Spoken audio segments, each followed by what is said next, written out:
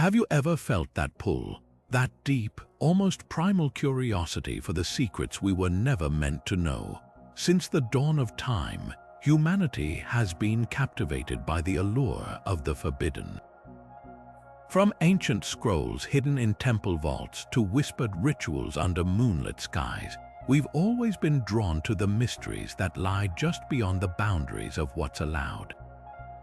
It's as if something in our very soul refuses to accept the limits placed upon us, urging us to reach further, to know more, to touch the untouchable. That hunger for hidden knowledge isn't just a footnote in history, it's a driving force behind some of the most extraordinary, terrifying, and mesmerizing stories ever told. Today, we're stepping into that shadowy realm together, exploring 30 mystical legends of forbidden magic, each one a testament to human daring, ambition, and sometimes desperation. These aren't just fairy tales or campfire stories. They're echoes of real beliefs, real fears, and real people who believed that some powers were worth any risk. We're talking about spells that could supposedly command the elements, rituals to speak with entities beyond our world, and artifacts believed to hold energies capable of reshaping reality itself. Many of these arts were suppressed, condemned, or entirely erased from history because they were considered too dangerous, too unpredictable, or too revolutionary for their time. So what makes us keep returning to these tales generation after generation? Maybe it's because they remind us that the line between possible and impossible has always been thinner than we think. Or perhaps it's the thrill of wondering what we might achieve if we dared to cross it. Whatever the reason, these legends continue to haunt our imagination, challenging us to question what we truly understand about power, knowledge, and the unknown. Get ready, because we're about to uncover stories of magic that defied empires, challenged faiths, and still whisper to us across the centuries. This journey is for everyone who's ever wondered what lies just beyond the edge of the map and what happens when we decide to venture there. Our journey begins with perhaps the most infamous and feared book of forbidden knowledge ever conceived, a legend born from the desert sands and nurtured in the darkest corners of human imagination, the Necronomicon. Unlike many ancient texts with hazy origins, the story of this particular grimoire starts not in a distant, forgotten age, but in the early 20th century from the brilliant and troubled mind of author H.P. Lovecraft, yet its fictional roots would somehow twist deep into reality, creating a myth so potent that it transcends its own creation. Lovecraft first mentioned the book in his short story, The Hound, published in 1924, presenting it as an ancient Arabic work of unspeakable power. He gave it a full, terrifying history, attributing its authorship to a poet from Sana'a in Yemen known as Abdul al-Hazred, who lived during the 8th century. Lovecraft dubbed this creator the Mad Arab, a title that perfectly captured the essence of a man driven to insanity by the horrific truths he uncovered. According to the lore Lovecraft crafted, al-Hazred was not a conventional scholar. He was a man consumed by an insatiable thirst for hidden knowledge, spending a decade wandering the vast, empty deserts of Arabia, exploring the ruins of ancient Babylon and the subterranean secrets of Memphis. It was in these forgotten places, these cracks in the world, that he supposedly learned things no human was meant to comprehend. He compiled this apocalyptic knowledge into a massive tome originally called Al-Azif. The word Azif itself is deeply evocative. In Arabic folklore, it describes the nocturnal sound of insects believed to be the whispering of demons. This wasn't a book of simple spells or charms, it was a gateway. Its pages were said to detail the true history of Earth, a timeline far older than humanity, ruled by colossal, god-like entities known as the Great Old Ones. Lovecraft gave these beings names that would echo through popular culture. The slumbering nightmare Cthulhu, buried in his sunken city of Arlaye, the blind, idiot god Azathoth, who gnaws at the center of chaos, and Yog-Sothoth, the key and the gate, present at all times and in all places. The terrifying power of the Necronomicon in legend lies in its descriptions of rituals to contact these beings, to open doors to other dimensions, and to access forces that could unravel the very fabric of human sanity and reality. Lovecraft populated his stories with characters who, upon reading even a few pages of the dreaded book, were either driven mad, vanished, or met with a grotesque and untimely end. This recurring theme cemented its reputation as a text of ultimate forbidden magic. The most fascinating part of this legend, however, is what happened next. Lovecraft, along with his writer friends in what is now called the Cthulhu mythos, began cross-referencing the Necronomicon in their own stories. They gave it a detailed publication history, listing supposed translators into Greek and Latin, and even noting which libraries around the world held rare, locked-away copies. This collaborative world-building, a stroke of genius, created a veneer of authenticity so convincing that many readers became utterly convinced the book was real. This blurring of fiction and perceived reality is where the modern legend truly took hold. In the 1970s, a book actually titled The Necronomicon was published, presented as a translated compilation of Sumerian and Mesopotamian myths woven together with a Lovecraftian aesthetic. Though it was a modern creation, its arrival fed a growing cultural belief that such a forbidden text must exist. It tapped into a deep, almost archetypal human fear and fascination with a book that holds answers too dangerous to know. Today, the Necronomicon's power endures not because a real 8th century manuscript exists, but because the idea of it is so compelling. It represents the ultimate taboo, knowledge that comes with a price too high to pay. It is a testament to the power of story, proving that a well-crafted myth can become a form of magic in itself, leaving a permanent mark on our collective psyche and forever sitting on that shadowy shelf between what is real and what we fear could be. Moving from the fabricated horrors of the Necronomicon, we journey to a legend with far more ancient roots, one that springs from the very cradle of civilization and the sacred banks of the Nile. In the rich tapestry of ancient Egyptian mythology, few artifacts carry the weight and mystique of the Book of Thoth. This was not a text of gruesome rituals or alien gods, but a divine manuscript believed to contain the very essence of all knowledge, both celestial and earthly. Its attributed author, the god Thoth, was the Egyptian deity of wisdom, writing, and magic, often depicted with the head of an ibis. He was considered the divine scribe, the mediator among the gods, and the inventor of the sacred hieroglyphic script. It was said that Thoth inscribed the entirety of the universe's secrets into this single book: the laws of nature, the language of the animals, the secrets of the stars, and the incantations to command the gods themselves. To possess it was to hold ultimate power, the ability to understand the world completely and to bend its very fabric to one's will. The most famous and cautionary tale associated with this forbidden text is that of Prince Neferkaptah, a story preserved on a papyrus from the Ptolemaic period. Neferkaptah was a scholar prince, renowned for his intellect but tormented by a thirst for knowledge that knew no bounds.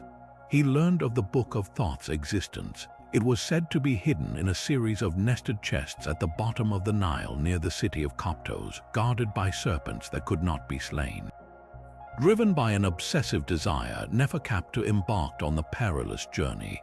Using his own considerable magic, he crafted a magical pavilion to protect himself and his family, then went to the river. He battled the supernatural guardians, using spells to lull the serpents into sleep, and succeeded in retrieving the priceless book from its watery tomb. His triumph, however, was the beginning of his downfall. The moment he unsealed the scroll and read its first words, he incurred the wrath of Thoth. The god's vengeance was swift and tragic. As Neferkaptah sailed back down the Nile with his wife Awa and their young son Merib, the god caused a great wave to capsize their boat. His son was swept away by the current and drowned. Using the very power of the book he had just stolen, Neferkaptah recited a spell that raised the boy's body from the riverbed and restored his ability to speak, allowing his son to name his killer, Thoth himself. But this was only the first punishment. A second wave took his wife, and a final, crushing wave took Neferkaptar's own life. In death, he was buried with the book, his tale serving as an eternal warning about the dire cost of usurping divine knowledge. The moral was clear: some wisdom is meant for the gods alone, and for a mortal to seek it is to invite unimaginable tragedy. This profound fear of the book's power extended to the highest echelons of Egyptian society. The pharaohs, though considered living gods, were deeply wary of the Book of Thoth. Their authority was derived from a delicate balance of cosmic order known as mat. A tool that could command the natural world, and the deities themselves was a direct threat to that balance. It was a source of power that operated outside the sanctioned religious hierarchy, a key that could unlock abilities rivaling their own. They feared that if such a book fell into the hands of a rival or a clever commoner, it could be used to topple dynasties, unleash chaos upon the two lands, and unravel the very order of creation. The legend of the Book of Thoth endures because it speaks to a universal truth about forbidden knowledge. The price of ultimate power is often ultimate loss, a lesson humanity seems destined to learn and relearn across the ages. Leaving the sun-scorched deserts of Egypt behind, we now travel to the opulent courts of ancient Israel, to a king whose wisdom was said to be a divine gift, but whose power, according to legend, extended far beyond the earthly realm. We speak, of course, of King Solomon, son of David, a figure revered in Jewish, Christian, and Islamic traditions. While the Bible details his profound wisdom and immense wealth, a separate, more shadowy legend has persisted for nearly 2 millennia, that Solomon's true authority came from his absolute command over the supernatural world. This belief is crystallized in one of the most influential and feared grimoires in Western magical tradition, a text known as the Key of Solomon, or in its original Latin, the Clavicula Salomonis. Unlike the purely mythological Book of Thoth, the Key of Solomon presents itself not as a divine revelation, but as a practical manual, a technical handbook of magic supposedly written by the king himself for his son Rehoboam. It's a fascinating blend of intense piety and audacious ambition. The text is meticulously detailed, less a book of dark secrets and more a step-by-step guide for the aspiring magician. It prescribes exact days, hours, and astrological alignments for its operations. It demands strict purity from its practitioner, days of fasting, prayer, and ritual bathing before any attempt to conjure. The tools required are described with precision: a sword forged on a specific day, a wand of almond wood, parchment made from the skin of a young goat, inks mixed with rare herbs and soot. This isn't a wild, chaotic magic, it's a rigid, bureaucratic system, a celestial technology for bending spirits to one's will.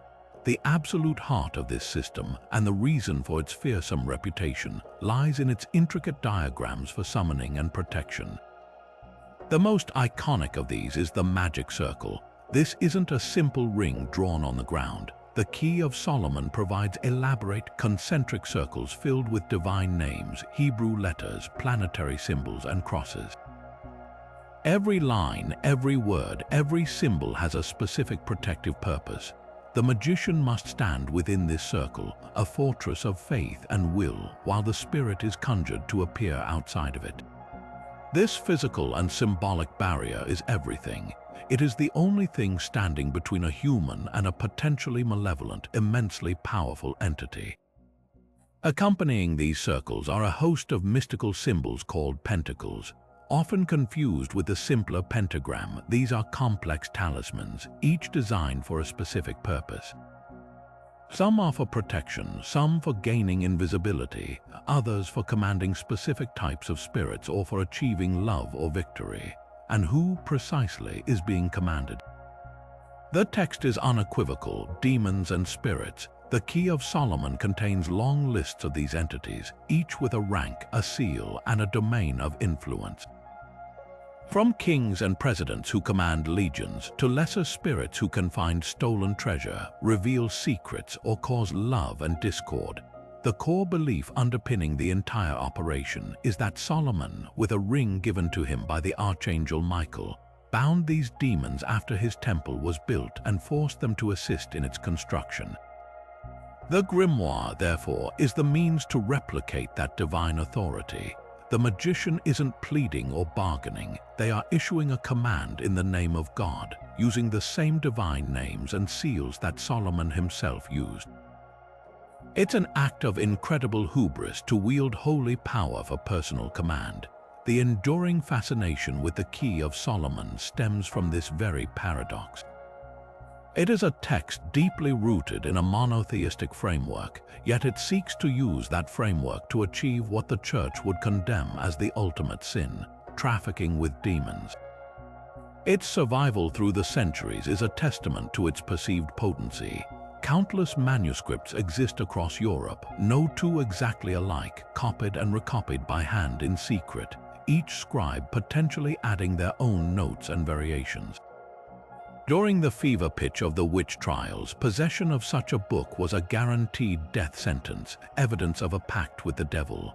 Yet it was also studied by Renaissance scholars, noblemen, and even some within the Church who believed its power was real and could be harnessed. In the modern day, it forms the bedrock of many ceremonial magic practices, its rituals and symbols repurposed but still respected for their psychological depth and symbolic power.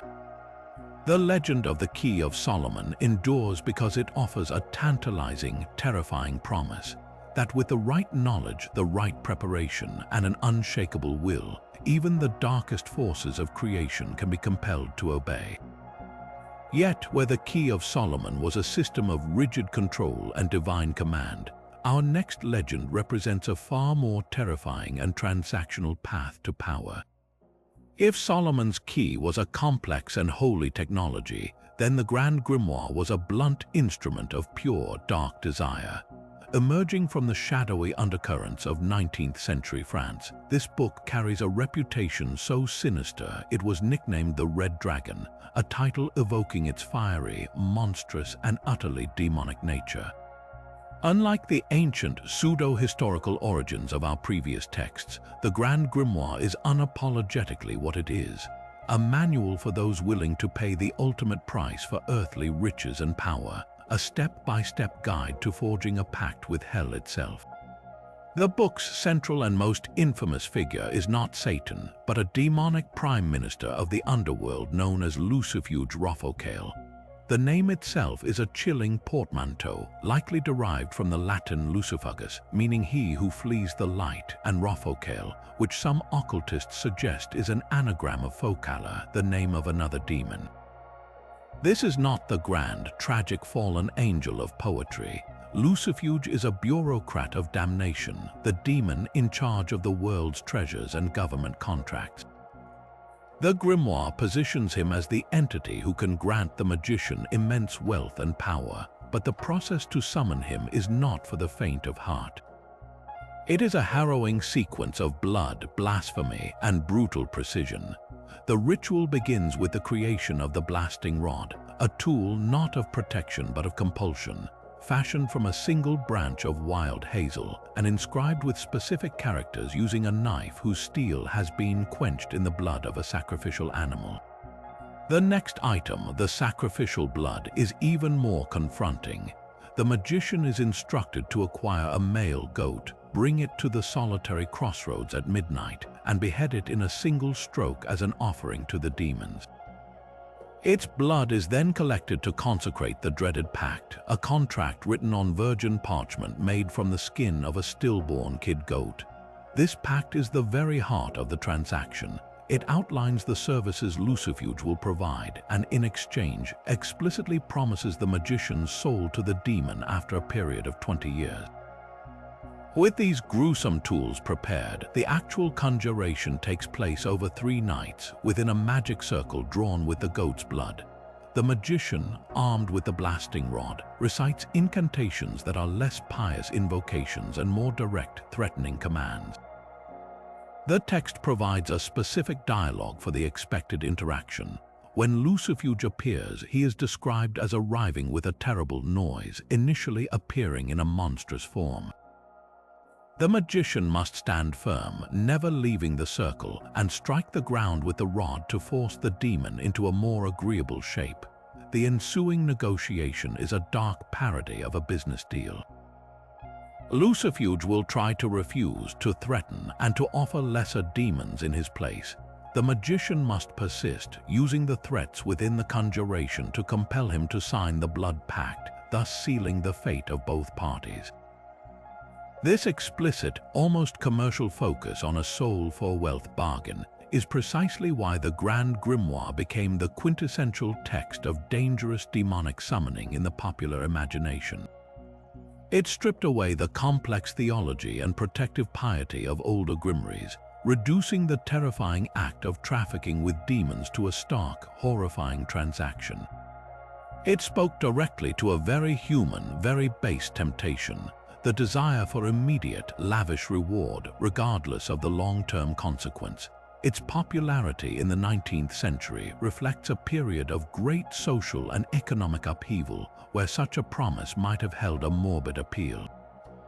The book's legend was further cemented by its alleged connection to the real-life case of Father Urbain Grandier and the Loudon possessions, though this was a later association.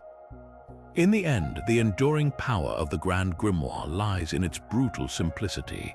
It offers no path to enlightenment, no command of cosmic secrets, only a signed contract with damnation, a permanent answer to the age-old question of what a man might be willing to trade for everything he has ever wanted. While the Grand Grimoire offered a path to power through a stark pact with a demonic minister, another text promised an even more audacious source of authority, the direct, hidden wisdom of one of the Bible's greatest prophets. This brings us to one of the most complex and widely distributed grimoires of the modern era, a book that wove together ancient threads of mysticism and 19th century printing to create a legend all its own, the 6th and 7th books of Moses. This text presents itself with a breathtaking claim that it contains the magical secrets God revealed to Moses on Mount Sinai, secrets so potent they were excluded from the canonical 5 books of the Torah to prevent their misuse. It's a powerful and seductive premise, immediately granting the work an aura of immense, ancient, and divine power, all while resting on the unimpeachable authority of a foundational religious figure. The book itself is a fascinating and some would say bewildering compilation. Rather than a single coherent manuscript, it's a patchwork of esoteric traditions. Its core consists of a series of intricate seals and talismans, each one a complex geometric design filled with Hebrew letters, divine names like Adonai and Elohim, and what are presented as secret names of God and angels. These seals are the heart of its purported magic. Each one is dedicated to a specific purpose, from summoning spirits and discovering hidden treasure to gaining protection, healing, or even causing harm. Accompanying these visual elements are detailed rituals, prayers, and invocations that borrow heavily from the Kabbalah, the Jewish mystical tradition. The text insists on purity and precise preparation, much like the Key of Solomon, demanding that the practitioner fast, pray, and create their tools at certain planetary hours to achieve success.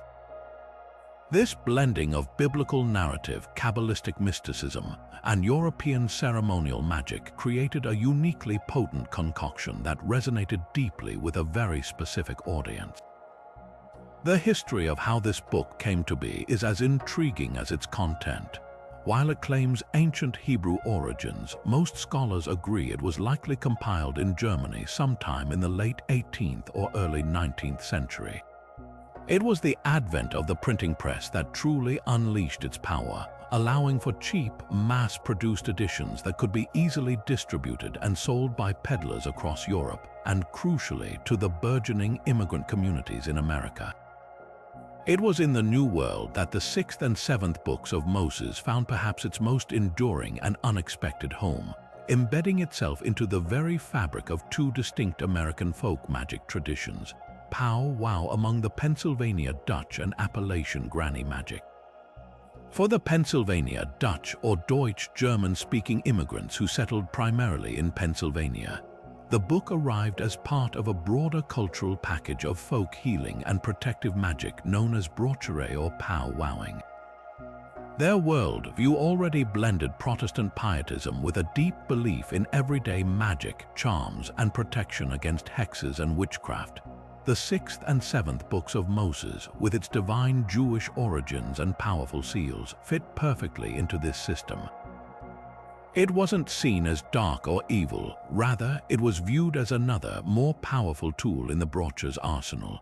A powwow practitioner might use a specific seal from the book to help heal a sick animal, protect a home from lightning, or break a curse believed to have been placed by a neighbor. Its power was considered real and potent, but its use was governed by a strict moral code. It was to be used for healing and protection, never for harm, lest the power backfire on the user. Simultaneously, the book traveled south along the Appalachian Mountains, carried by settlers moving into the isolated hollows and valleys. In this region, it became a cornerstone of what is often called granny magic or Appalachian folk magic, a practice deeply interwoven with Christian faith, herbal knowledge, and the use of psalms and biblical passages for spellwork. Here, the 6th and 7th books of Moses was often the only esoteric text a family might own, passed down through generations and kept secret alongside the family Bible. Its seals were painstakingly copied by hand onto pieces of paper or even carved into trees. In these communities, the book was regarded with a mixture of reverence and profound fear. It was respected for its healing power, but also deeply feared for its potential to cause harm if used incorrectly or with malicious intent. This fear was so palpable that many believed even owning the book could attract negative spirits or bring misfortune upon a household, a testament to the raw, untamed power they believed it contained. This duality, its use as a force for good and its feared potential for evil, is what cemented the book's legendary status. It became a symbol of ultimate hidden knowledge, a dangerous key that could unlock either blessings or ruin depending on the hands that held it.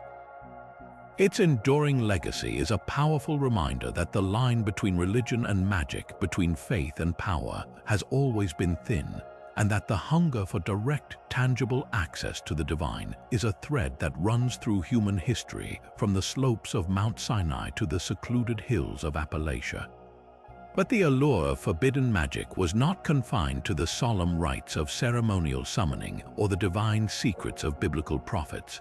Sometimes the promise of power arrives wrapped in a far more peculiar, almost whimsical package or story that begins not in a dusty temple or a witch's hovel, but on the sun-baked battlefields of Napoleon Bonaparte's campaign in Egypt.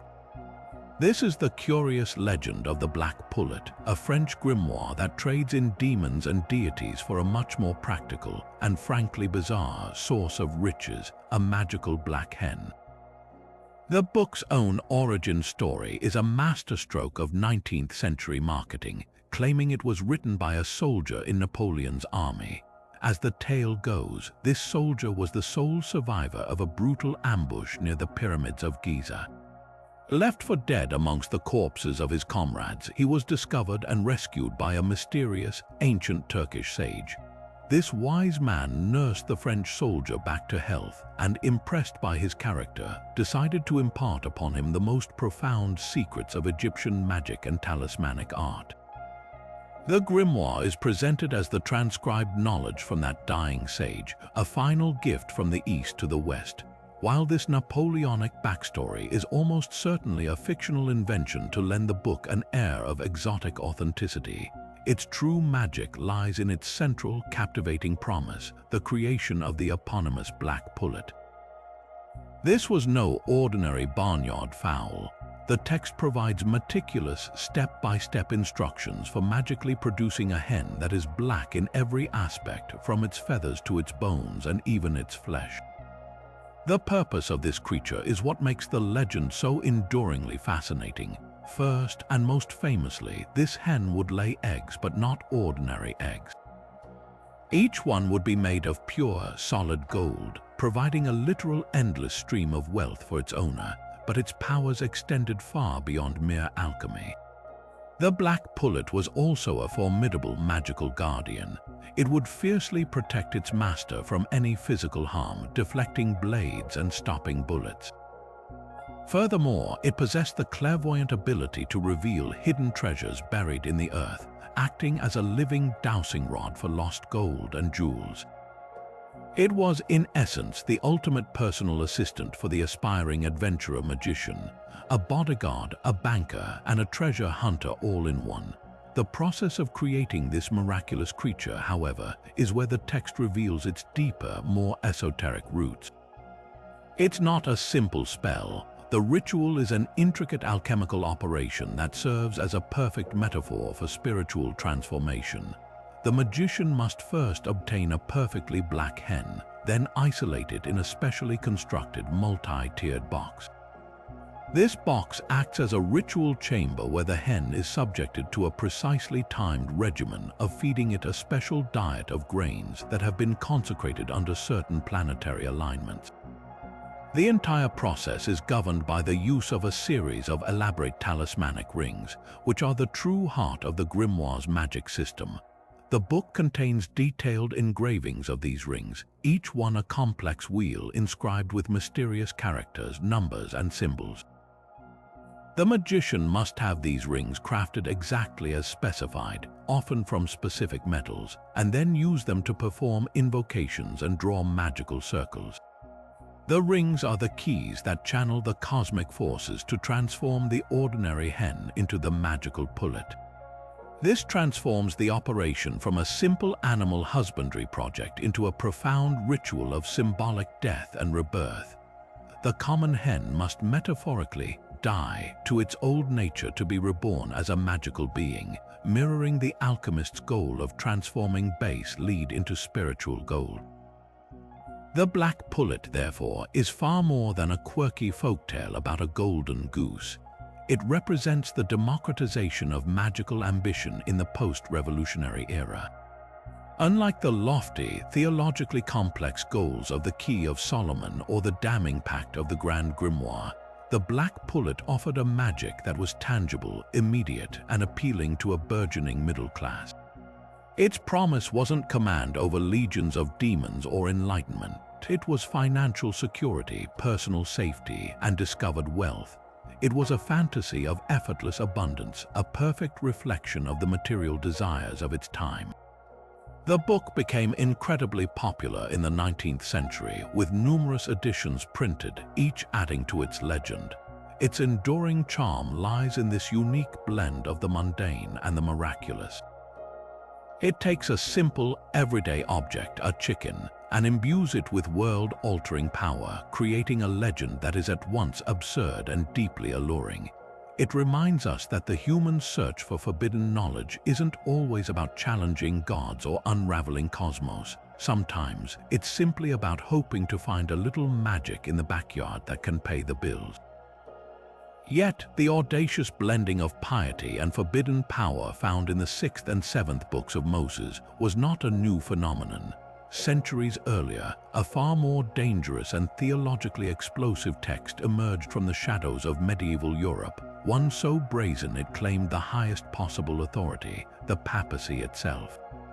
This is the legend of the sworn Book of Honorius, a grimoire attributed to Pope Honorius III, who reigned in the early 13th century.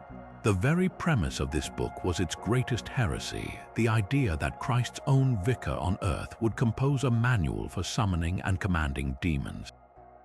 This was not a text that lurked on the fringes. It inserted itself directly into the heart of Catholic power, creating a profound and terrifying paradox that the Church was desperate to suppress. The sworn book's power and danger lie in its breathtaking synthesis of absolute opposites. On one hand, it is saturated with the most solemn rites of the contemporary Church. Its rituals are structured like Catholic masses, filled with prayers, psalms, liturgical calendars, and calls upon God, Christ, and the entire hierarchy of angels. It demands of its practitioner a level of purity and piety that would befit a devout monk, extensive fasting, confession, donning vestments, and maintaining a state of grace. This creates a powerful cognitive dissonance because this deeply Christian framework is being used for a purpose the Church considered the ultimate sin, compelling demons to appear and obey. The book provides a complex catalogue of these spirits, each associated with a specific day and hour, and details the precise conjurations needed to summon them. The magician isn't pleading from a place of weakness, they are commanding from a place of divine authority, using the holy rituals of the Church as a kind of spiritual technology to control the infernal. This was seen as a horrific perversion of sacred rites, using the body of Christ to bait a trap for the devil. Central to the book's legend is the concept of the oath from which it gets its name. Before a magician could even hope to wield its power, they were required to take a solemn and terrifying vow before God. This oath was a lifelong commitment, a sacred promise to use the knowledge only for good and to guard its secrets with their life. It bound the magician to a strict moral code, threatening them with divine wrath and the loss of their soul should they break their word. This oath transformed the practice from a simple act of demonic conjuration into a sacred, albeit blasphemous, vocation. The practitioner was no longer just a sorcerer. In their own mind, they were a kind of anti-priest, operating with a perceived divine mandate to harness the darkest forces for a righteous purpose. This self-justification made the practice even more insidious in the eyes of the Church, as it represented not just a rejection of doctrine, but the creation of a dangerous and rival system of power. It is precisely this rival system that explains the Church's ferocious condemnation. The sworn Book of Honorius presented an existential threat because it offered a direct path to spiritual power that completely bypassed the Church's authority. Why would a believer need to go to a priest for forgiveness, intercession, or guidance if they could personally command angels and demons to do their bidding? The Grimoire effectively made every trained reader their own pope, their own conduit to divine authority. This was the deepest heresy imaginable. The Church maintained that its priests were the sole custodians of the holy mysteries, the only ones who could legitimately channel God's power through the sacraments. The sworn book democratized that power in the most dramatic way possible, suggesting that the right words, the right rituals, and the right state of purity could grant any individual access to forces that could shape reality. It wasn't just magic, it was a direct challenge to the entire theological and political structure of medieval Christendom. The book's alleged papal authorship was the ultimate insult, a demonic forgery designed to lend credibility to this rebellion and lead the faithful astray. For the Church, destroying this text was an act of self-preservation, a necessary crusade against a manual that promised heaven's power while potentially damning every soul that dared to use it. While the sworn Book of Honorius sought to command demons through a perversion of Christian ritual, a far more ancient and philosophically complex system of magic was quietly making its way into the libraries of medieval Europe, one that viewed the cosmos not as a battleground between heaven and hell, but as a single, living organism pulsating with celestial energy. This is the legend of the Picatrix, an Arabic magical text originally known as the Gayat al-Hakim, or the aim of the sage. Its journey into the Western world is a story of intellectual alchemy, as crusading knights and curious scholars, drawn by the advanced knowledge of the Islamic world, brought back texts that would forever alter the course of European esoteric thought. Unlike the Grimoires focused on summoning demons, the Picatrix presented a majestic, unified vision of the universe where magic was a science, the art and science of attracting the influences of the planets and stars to enact change in the material world. The absolute core of the Picatrix's power is its intricate system of astrological magic. The text operates on a fundamental principle that the entire cosmos is connected by a web of invisible, sympathetic links. The planets, seen as intelligent, divine entities or spirits, constantly radiate their power down to Earth. Each planet, Saturn, Jupiter, Mars, the Sun, Venus, Mercury, and the Moon, governs specific aspects of life, from emotions and professions to materials and plants. Saturn influences solitude and sadness, Jupiter brings expansion and fortune, Mars commands war and conflict, the Sun confers vitality and leadership, Venus rules love and beauty, Mercury governs intellect and communication, and the Moon oversees change and the subconscious. The magician's role, according to the Picatrix, is not to command these forces but to become a skilled conductor of this cosmic symphony, carefully timing their operations to align with the precise moments when a planet's power is strongest, thereby drawing its energy down into a talisman or a specific outcome. This brings us to the text's most famous and enduring practical application, the creation of talismans. A Picatrix talisman is far more than a lucky charm.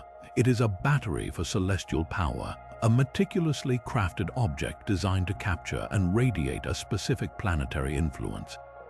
The process is incredibly detailed and demands immense patience and astronomical knowledge. First, the magician must determine the exact astrological moment when the desired planet is at its peak strength. This involves calculating its position in the zodiac, its relationship to other planets, and even the specific hour of the day it rules. Then, using materials sympathetic to that planet like lead for Saturn, tin for Jupiter, or gold for the Sun, the magician fashions the talisman. At the precise astrological second, they inscribe it with the image of the planetary spirit, its sigil, and its associated magic square, all while performing invocations and suffumigations. The burning of incense is also linked to that planet. The result is an object believed to be permanently infused with celestial energy, capable of attracting love, wealth, protection, or even causing harm from a distance by harnessing the aggressive power of Mars. Perhaps the most controversial and debated aspect of the Picatrix, however, lies in its so-called recipes. Scattered throughout the text are instructions for creating potent incenses, oils, and concoctions that are far more than simple aromatic blends.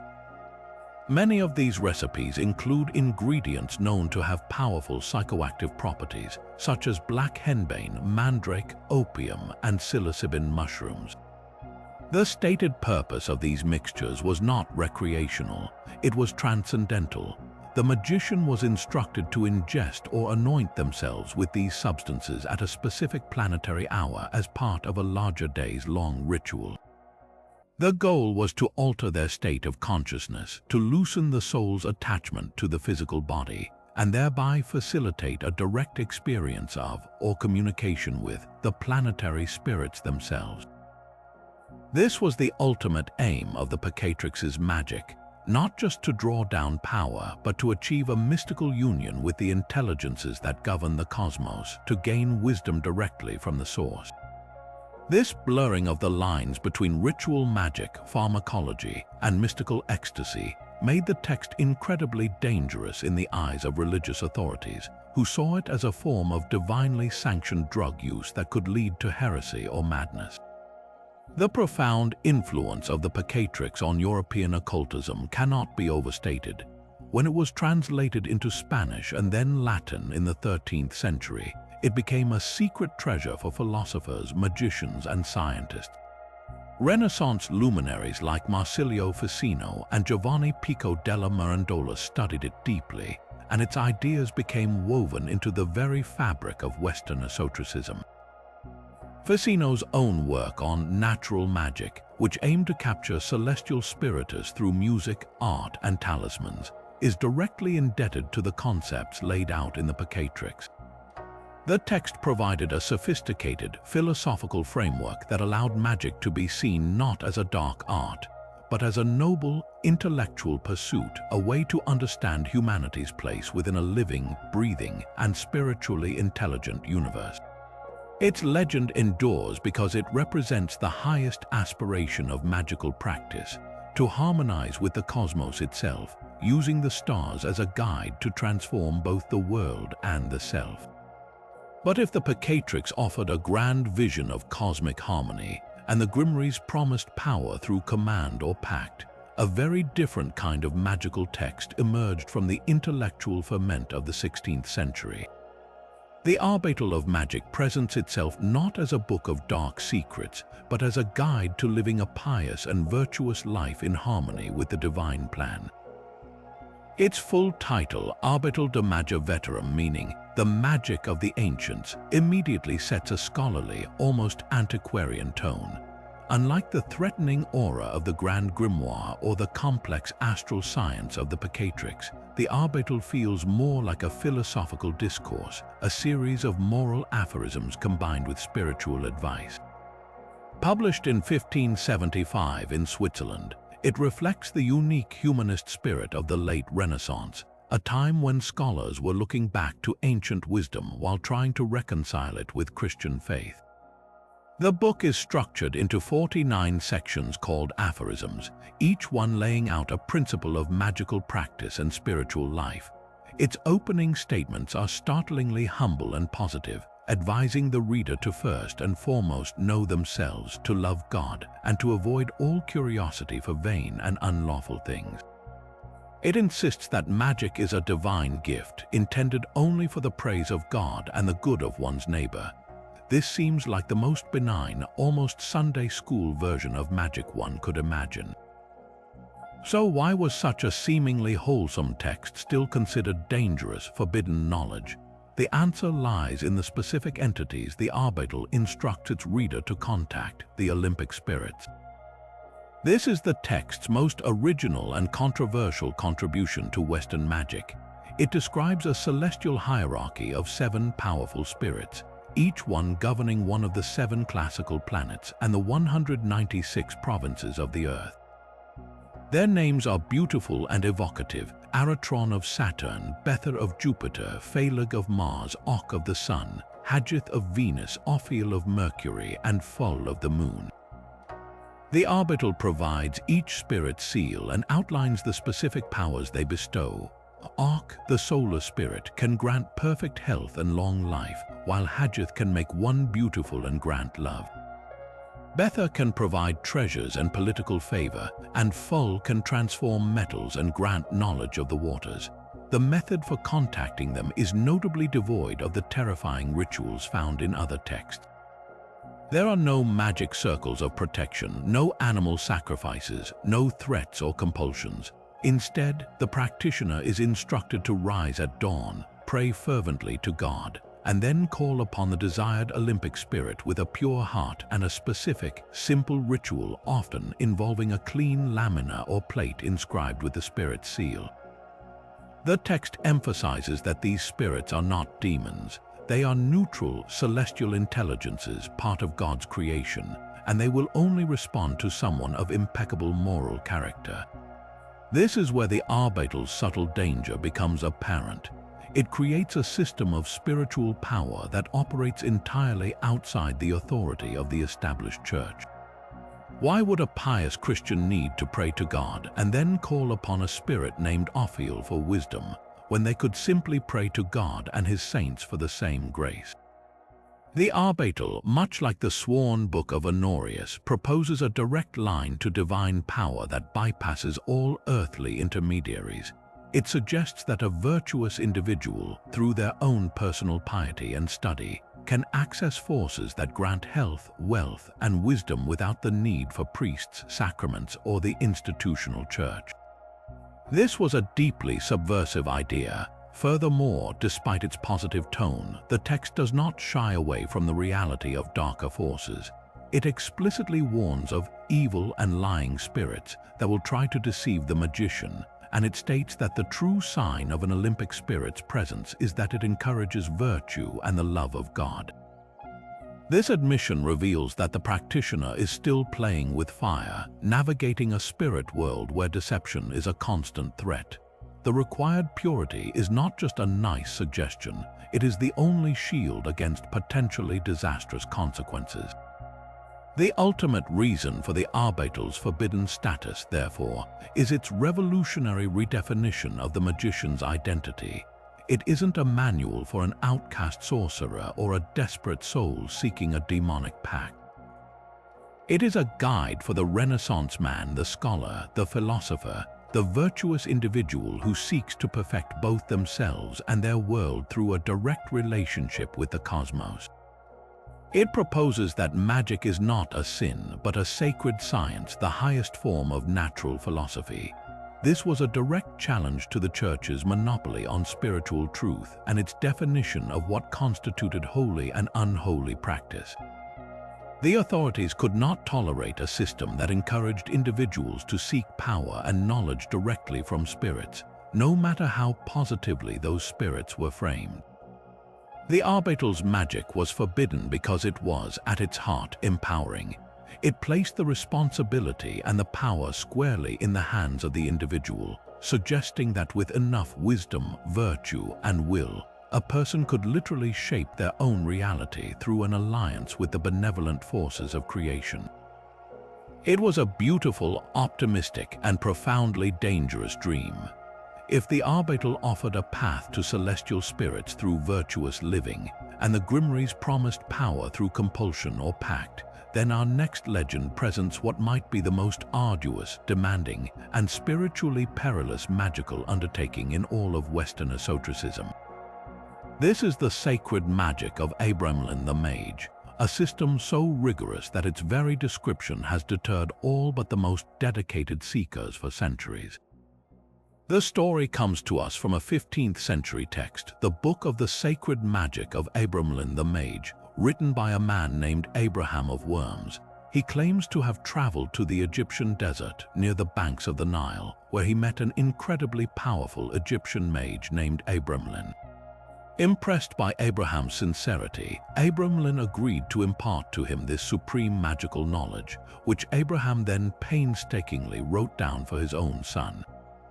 The book reads as part travelogue, part moral treatise, and part meticulous technical manual for achieving the ultimate goal of magic, the knowledge and conversation of the holy guardian angel.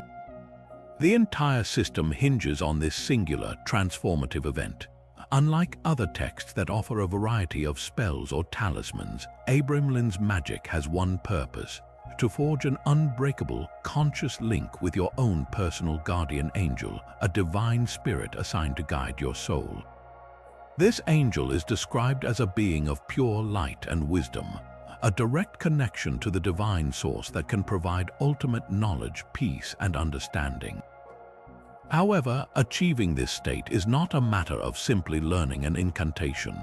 It requires an undertaking of almost monastic severity. The core of the operation is an 18-month period of intense spiritual preparation and purification. For the first 6 months, the aspirant must withdraw from the world as much as possible. They are to live a life of perfect piety, praying specific prayers at sunrise and sunset every single day without fail. They must maintain absolute sexual abstinence, avoid all profane conversations, and conduct their business affairs with scrupulous honesty. The environment is also crucial. The operation requires a quiet, private house where the magician can set up a dedicated oratory or prayer room, a clean, simple space devoid of distractions to be used solely for this holy work. The second 6-month period intensifies this purification. The prayers become longer and more frequent. The aspirant's entire life must be dedicated to this single goal, with every thought and action oriented toward divine communion. This is not a ritual, it is a complete overhaul of one's entire existence, a deliberate rewiring of the self to become a perfect vessel for a divine encounter. It is a test of will, discipline, and unwavering faith that pushes the practitioner to their absolute physical, mental, and spiritual limits. The final 6 months are the climax, a period of even more intense focus leading up to the anticipated appearance of the holy guardian angel. The text describes this moment in awe-inspiring terms, a brilliant, overwhelming presence that fills the room with light and love, communicating directly with the magician and imparting profound wisdom. This angelic being becomes a permanent inner guide, a constant companion for the rest of the practitioner's life. But here lies the great paradox and the profound danger of Abramelin's magic. This hard-won divine connection is not an end in itself. the angel's final gift to the magician is not just enlightenment but a terrifying form of power. Once the bond is sealed, the angel bestows upon the magician a series of sacred word squares, known as the Abramelin squares. These are grids filled with letters, names, and sigils, each one a key to commanding not angels but demons. The logic is chillingly clear. Having achieved unity with the divine, the magician is now spiritually fortified enough to safely confront the forces of chaos.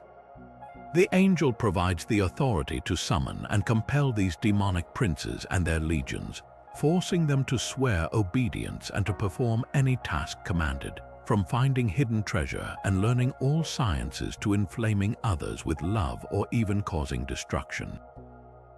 This is where the operation transforms from a path of light into a tightrope walk over the abyss. The text offers grave warnings. If the magician has not achieved perfect purity and the true connection with their angel, any attempt to use these squares will backfire catastrophically. The demons will not obey. Instead, they will deceive, torment, and ultimately destroy the presumptuous practitioner. The power is real, but it is conditional upon a level of spiritual perfection that is nearly impossible to attain. This duality is what makes the sacred magic of Abramelin the ultimate legend of forbidden knowledge. It doesn't offer a shortcut like a demonic pact, nor does it provide a philosophical framework like the Picatrix. It demands everything from the seeker, every ounce of their will, their faith, and their purity, in exchange for a power that is as divine as it is infernal. It is the ultimate spiritual gamble, promising angelic communion, but always with the dark specter of demonic servitude lurking just one moment of weakness away. This journey into the darkest corners of magical pursuit now brings us to a text that feels less like a philosophical treatise and more like a field manual for spiritual warfare. Tucked away in the vaults of the Bavarian State Library in Munich is a 15th century German manuscript known today as the Munich Manual of Demonic Magic. Unlike the grand, mythical histories of the Necronomicon or the divine aspirations of the Abramelin operation, this grimoire is shockingly practical, blunt, and immediate. It doesn't bother with a lofty origin story or a lengthy moral preamble. Its power and its profound danger lies in its terrifying efficiency. Written in a clear, scholarly Latin, it reads like a technical workbook, a step-by-step guide for achieving very specific, often malevolent, earthly ends through pacts with the infernal. This cold, matter-of-fact tone is precisely what made it so fearsome to the ecclesiastical authorities of its time. Here was a text that treated the damnation of one's soul as a simple transaction, a series of steps to be followed like a recipe. The manual's reputation is built on three infamous pillars of forbidden art, each more audacious than the last. First, its instructions for love spells, or more accurately, love compulsions, reveal a deeply unsettling view of human free will. These are not simple charms to attract a potential suitor. They are brutal rituals of psychic domination designed to inflame an unwilling target with an obsessive, uncontrollable passion. One such ritual involves crafting a lead talisman inscribed with the name of the desired person and the names of specific demons. The magician would then bury this talisman at a crossroads at midnight, calling upon infernal powers to literally bind the target's heart and mind. Another operation requires the magician to acquire a personal item from the victim, such as a strand of hair or a piece of clothing, and use it as a link to force the demonic influence directly upon them. The intended outcome was not mutual affection but abject subjugation, the complete overthrow of another person's autonomy for the magician's selfish desire. For the Church, this was a horrific perversion of God's gift of love into a tool of demonic enslavement. The second, and perhaps most coveted, power detailed in the manual is the ritual for achieving invisibility. The pursuit of vanishing from sight has always been a staple of magical legend, but the Munich Manual provides a chillingly specific method. The process is long and perilous, requiring the magician to first forge a pact with a demon, often a spirit associated with deception and illusion like Agars or Vasago. The ritual involves the creation of a special ring, its metal alloyed under a specific planetary alignment and inscribed with the demon's seal using a needle dipped in the blood of a bat. The magician must then carry this ring for a set number of days, performing daily invocations to bind the demon's power to the object. The final step often involves a test of courage, such as walking into a crowded marketplace and activating the ring's power. The text chillingly notes that failure in this final test being seen is a sure sign that the demon has not been properly bound and is likely to turn on the practitioner. This quest for invisibility represented the ultimate fantasy of power without consequence, the ability to act in the world without being seen or held accountable, a notion that threatened every social and religious hierarchy. But the true, terrifying core of the manual, the element that guaranteed its status as a supremely forbidden text, is its detailed system for demonic compulsion. This goes far beyond the respectful negotiations of the Arbeitel or the angelically sanctioned commands of Abramlin. The Munich Manual teaches a form of aggressive, coercive magic aimed at bending demons to the magician's will through sheer force. It provides a catalogue of demons, each with their specific powers and ranks, and the exact conjurations needed to summon them. However, the key to its method is the use of threats and holy blasphemy as weapons. The magician is instructed to stand within a magic circle not just for protection, but as a platform from which to command. The conjurations are laced with powerful divine names, the very names of God and the angels used not in piety but as a form of spiritual blackmail.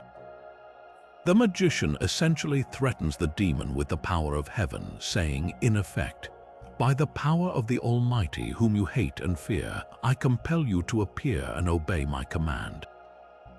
This is the ultimate act of hubris, using the sacred as a cudgel to beat the infernal into submission. It turns the magician into a tyrannical middle manager of the cosmos, exploiting the cosmic conflict between heaven and hell for their own petty gains. The Church's fear of this manual was absolute and multi-layered. It wasn't just the fact that it taught magic, it was the specific antisocial nature of its goals, enslaving lovers, spying unseen, and extorting demons, that posed a direct threat to the social order. A commoner with such knowledge could theoretically undermine a noble, seduce a priest, or steal with impunity. But on a deeper theological level, the manual was a nightmare because it represented the complete commodification of the soul. It treated salvation and damnation not as matters of divine grace and sin, but as currencies to be spent in a transaction for power. The magician, in this system, believes they can use the tools of faith to control the forces of hell without any personal cost, a delusion the Church believed would inevitably lead to ruin. The Munich Manual of Demonic Magic endures as a legend not for its epic scope, but for its stark, horrifying realism. It is a cold window into a mindset where every spiritual reality is just another lever to be pulled, a reminder that the most dangerous forbidden knowledge is often that which reduces the cosmic to the commonplace. Leaving behind the grim demonology of the European mainland, we now voyage to the windswept volcanic shores of Iceland, where a unique and isolated magical tradition forged its own powerful path. Here, the struggle for survival against a harsh and unforgiving landscape bred a pragmatic, no-nonsense approach to the supernatural, perfectly captured in one of the few surviving grimoires of the North, the Galdrobach. Unlike the grandiose ceremonial manuals obsessed with commanding legions of demons, this small, intensely personal manuscript is a fascinating window into the everyday fears and desires of the Icelandic people. Written primarily in the 16th and 17th centuries, it's a collection of nearly 50 spells that feel less like a unified system and more like a family's cherished and deeply dangerous recipe book for navigating a world alive with unseen forces.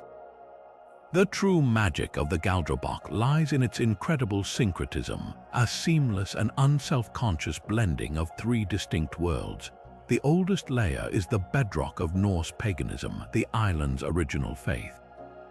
This is the world of the runes, the ancient alphabetical symbols known as the Futhark. But in the Galdrabok, runes are far more than letters, they are vessels of primal power. Spells instruct the user to carve specific runic combinations or Galdrastafir magic staves onto objects. The infamous Aegis-Hjalmar, or Helm of Ore, is a perfect example. A complex, circular stave meant to be drawn on one's forehead with blood or saliva to instill fear in enemies and provide protection in battle. This is a direct echo of the dragon Fafnir from the Viking sagas, who used the same symbol to guard his treasure. Alongside the runes are invocations to the old gods like Odin, the god of magic and wisdom himself, who sacrificed his eye for knowledge of the runes. Yet layered directly on top of this pagan foundation is a thick veneer of Christian symbolism, reflecting Iceland's official conversion to Christianity around the year 1000. The spells are peppered with Latin phrases, names of saints, and potent excerpts from the Bible. A spell to catch a thief might invoke the power of the Virgin Mary, while a healing charm could call upon the Holy Trinity to amplify its effect. This isn't seen as a contradiction by the Icelanders who compiled the book. It's simply the addition of a new, powerful toolkit to an old practice. The Christian God and saints were viewed as potent spiritual forces who could be petitioned and whose holy words held inherent power, much like the runes of their ancestors. The magician was a pragmatist, using every available spiritual technology to get results. The third and most personal layer is the folk magic, the practical spells for dealing with the immediate challenges of life. The Galdrabok is overwhelmingly concerned with protection from demons, from elves, from hostile magic, and from human enemies. There are spells to make one invulnerable to iron weapons, to protect a home from evil spirits, and to ensure a safe journey. But it also delves into healing, with charms to stop bleeding, cure illness, or even ease the pain of childbirth. And then, with the same matter-of-fact tone, it provides instructions for what can only be called malicious magic, spells to cause your enemy's livestock to sicken, to inspire insomnia in a rival, or to summon a nightmare to torment someone. One particularly chilling spell, the Tufubundin or turf-bound spell, was designed to paralyze a person, freezing them in place until someone came to break the enchantment. This blend of the benevolent and the malevolent reflects a world view where magic was a neutral tool, its morality determined entirely by the intent of the user. This very practicality is what made the Galdrabok both a revered household item and a deeply feared object. In a remote farmstead, a book containing a spell to find lost sheep or to cure a fever was an invaluable resource, a form of essential knowledge passed down through generations. The master of the household, who was often the keeper of this knowledge, held significant power and respect, yet that same power was a source of fear and suspicion.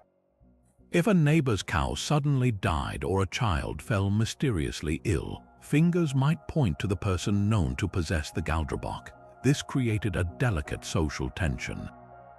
The cunning man or woman was both sought after for their help and cautiously watched for their potential to harm.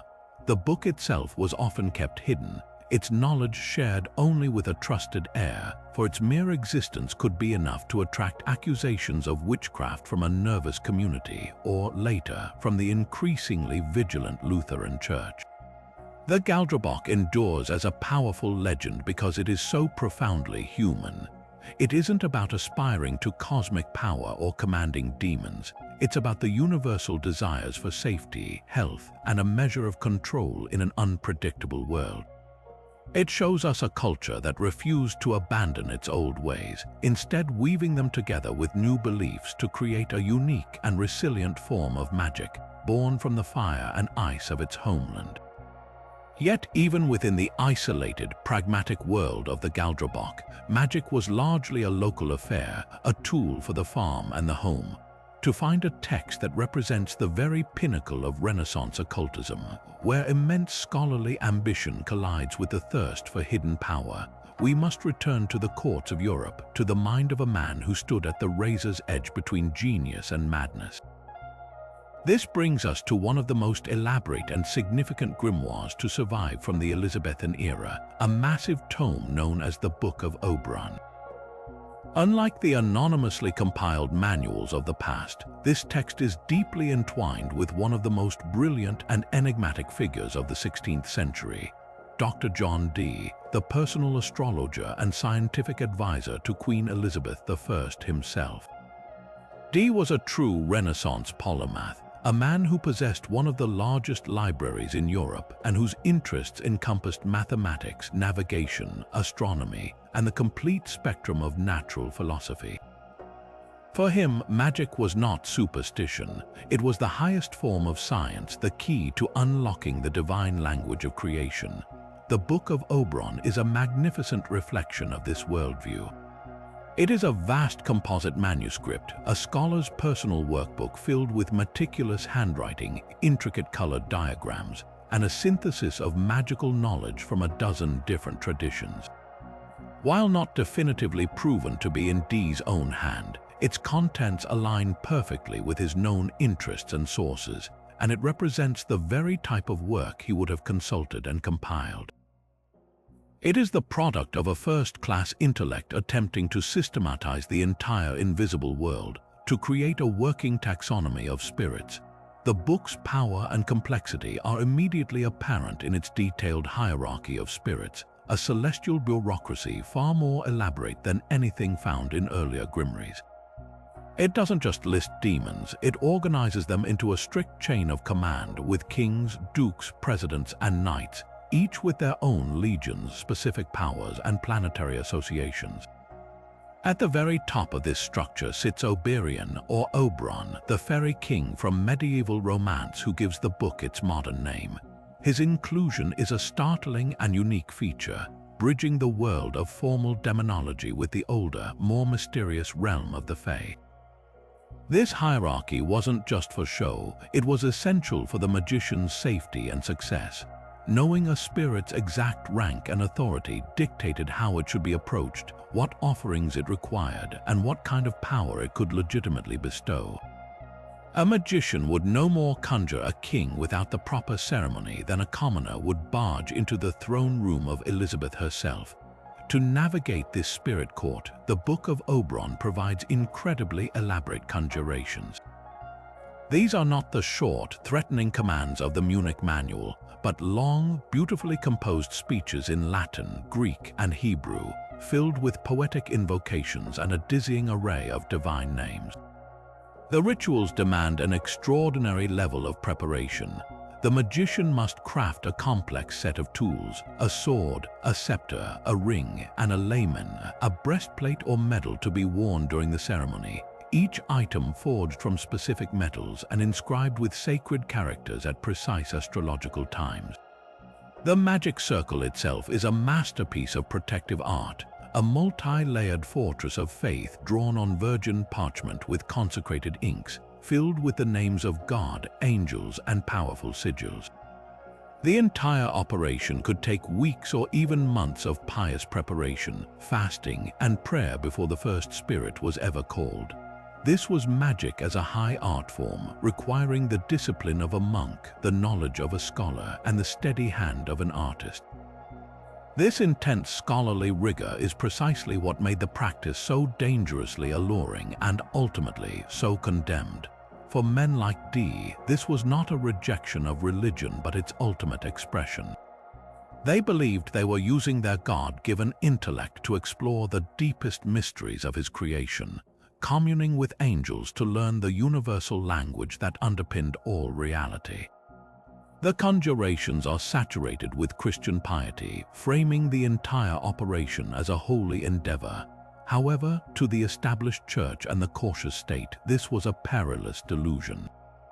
It represented the terrifying idea that an individual, armed with enough knowledge and will, could directly access divine power and command spiritual entities, completely bypassing the sanctioned channels of the clergy and the monarchy.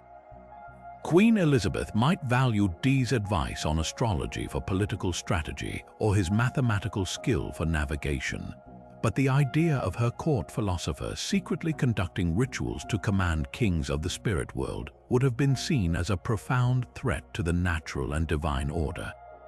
The Book of Oberon, therefore, stands as the ultimate symbol of the dangerous intersection of scholarship and the occult. It is a document of breathtaking ambition, born from the brilliant, restless mind of the Renaissance. It showcases a moment in history when the quest for knowledge knew no boundaries, when the drive to understand the universe could lead a man to stare into the abyss of the spirit world, convinced he was doing God's work. Its enduring legend is not one of simple horror, but of tragic grandeur, a reminder that the pursuit of ultimate truth, however noble its intentions, can lead into the most forbidden and shadowy of territories. Following the sprawling ambition of the Book of Oberon, we now turn to a text whose genius lay not in its complexity, but in its elegant, almost clinical simplicity, a grimoire that sought to organize the chaos of the spirit world into a manageable, weekly schedule. This is the legend of the Heptameron, a concise yet immensely influential manual of elemental magic whose full title translates to The 7 Days. Attributed to the 13th century Italian philosopher and astrologer Peter d'Urbano, this text represents a pivotal moment in the history of the occult, a shift towards a more systematic, repeatable, and frighteningly accessible form of magical practice. While d'Urbano was a real historical figure, a brilliant scholar at the University of Padua who was tried for heresy twice, dying in prison before his second trial, concluded most scholars agree the Heptameron was likely written a century or two after his death. Linking it to such a famous name, however, granted the work an instant aura of intellectual authority and gravitas, elevating it above common spellbooks. The sheer revolutionary power of the Heptameron is found in its beautifully logical structure, a system that organizes the entire cosmos around the 7-day week. Each day is governed by a specific planet, which in turn rules over a hierarchy of spirits, angels, and demons, and is associated with a cardinal direction, a specific metal, and a complex magical seal. The text provides the magician with a complete, pre-packaged ritual for each day of the week. Say you needed to perform an operation on a Monday. The Heptameron immediately tells you that this is the day of the moon. You would face the east, the direction governed by the angel Gabriel and the elemental king of the east named Caspiel. The planet's metal is silver and its color is white. The text provides the exact seal of the planet and the specific names of God and the angels you must invoke to safely call upon the spirits of the day, which include both benevolent angels and a host of airy spirits and demons who can be compelled to appear and obey. This meticulous, almost mathematical organization demystified the entire process of conjuration, transforming it from an arcane art known only to master adepts into a repeatable procedure that a dedicated student could follow. This structured approach is most brilliantly realized in the text's intricate system of correspondences. For every day, the Heptameron provides a detailed inventory of the spiritual forces at play. It lists the planetary angels like the Sun's Michael or Jupiter's Sachiel, who can be called upon for protection and aid. More controversially, it also lists the demons and their presidents who can be summoned and commanded once the angelic forces have been properly invoked. These aren't just names on a page. Each spirit has a described appearance and a domain of influence. The spirits of Mars, for instance, are said to appear in a fierce and military manner, and they can teach all things related to war, cause enemies to fall, and reveal the locations of stolen treasure. The spirits of Venus, by contrast, appear in beautiful, alluring forms and can inspire love, reconcile conflicts, and grant knowledge of all pleasures. This cataloging of spirits made the Heptameron an incredibly practical tool. A magician didn't need to be a master theologian or a brilliant astrologer.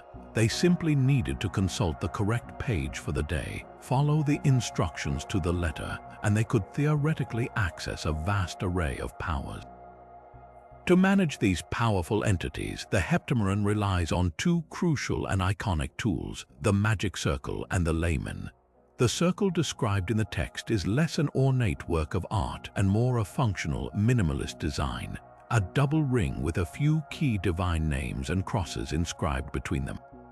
Its purpose is purely protective, a spiritual barrier to keep the magician safe from the often terrifying apparitions of the spirits they are summoning. The layman, however, is the true key to the operation. This is a small disc, often made of pure metal corresponding to the planet of the day, gold for the sun, silver for the moon, worn on the magician's chest over their robes. Inscribed upon it is the holy seal of the planet and the names of the governing angels. This layman acts as a badge of office, a symbol of the magician's divine authority. By wearing it within the circle, the magician is not just a person making a request. They are an official acting with the full power of the celestial hierarchy, commanding the spirits in the name of God and his angels. This combination of the protective circle and the authoritative layman created a powerful psychological and ritual framework that made the dangerous act of conjuration feel controlled, sanctioned, and safe. And it is precisely this feeling of safety and accessibility that made the Heptameron so dangerously threatening to both religious and political authorities of the time. Prior grimoires like the Key of Solomon, for all their detail, still required immense resources, deep scholarly knowledge, and weeks of arduous preparation. The Heptameron effectively streamlined and democratized that process. Its systematic, day-by-day approach lowered the barrier to entry, making potent magical practice seem achievable for the educated merchant, the ambitious minor noble, or the dissatisfied clerk, anyone with the literacy to read it and the determination to acquire the few required tools.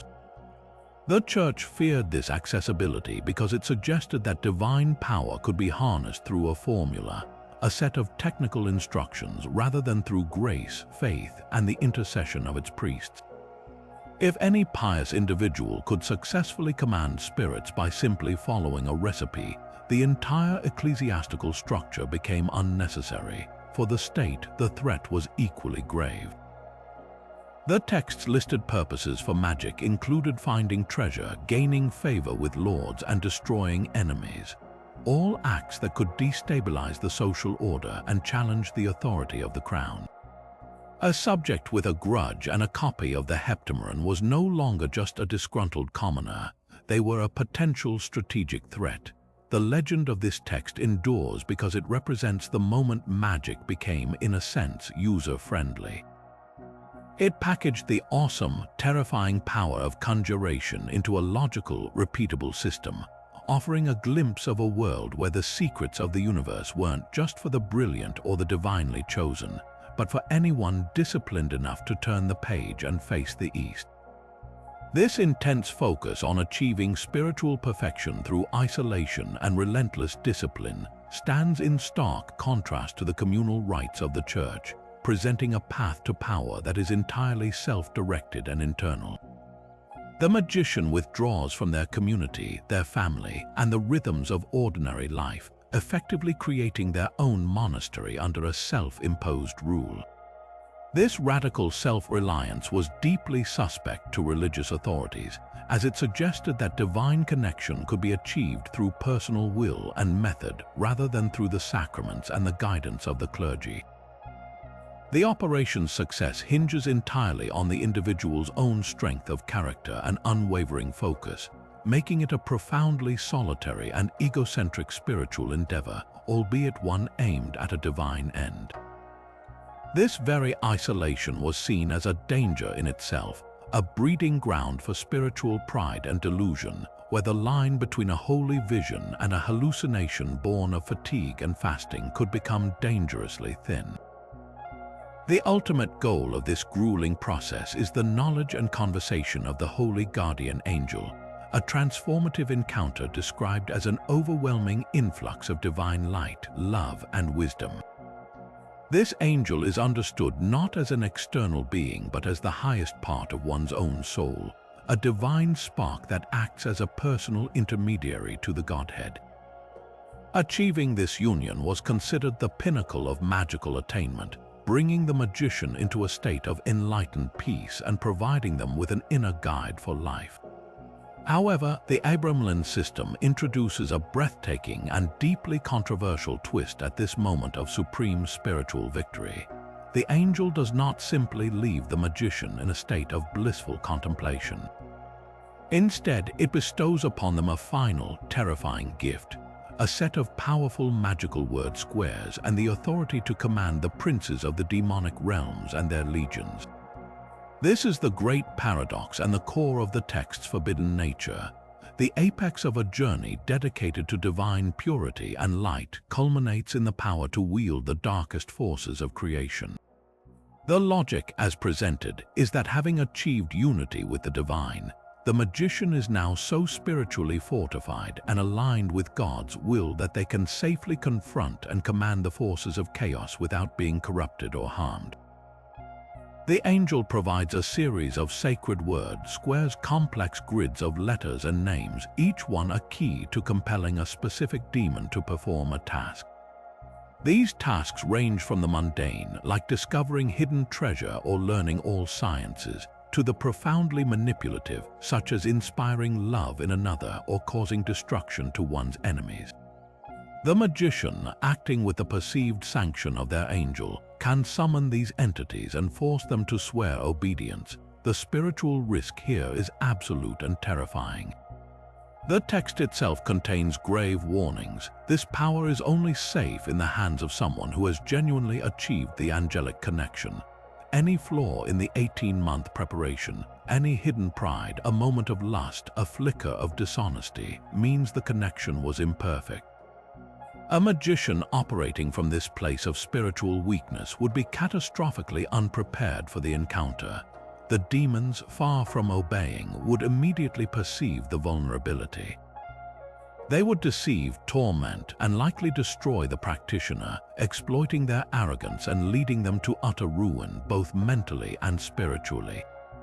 The operation is the ultimate spiritual gamble, a tightrope walk over the abyss where the prize is godlike power and the penalty for failure is demonic servitude or madness. This is why the sacred magic of Abramelin remains one of the most revered and feared legends of forbidden knowledge.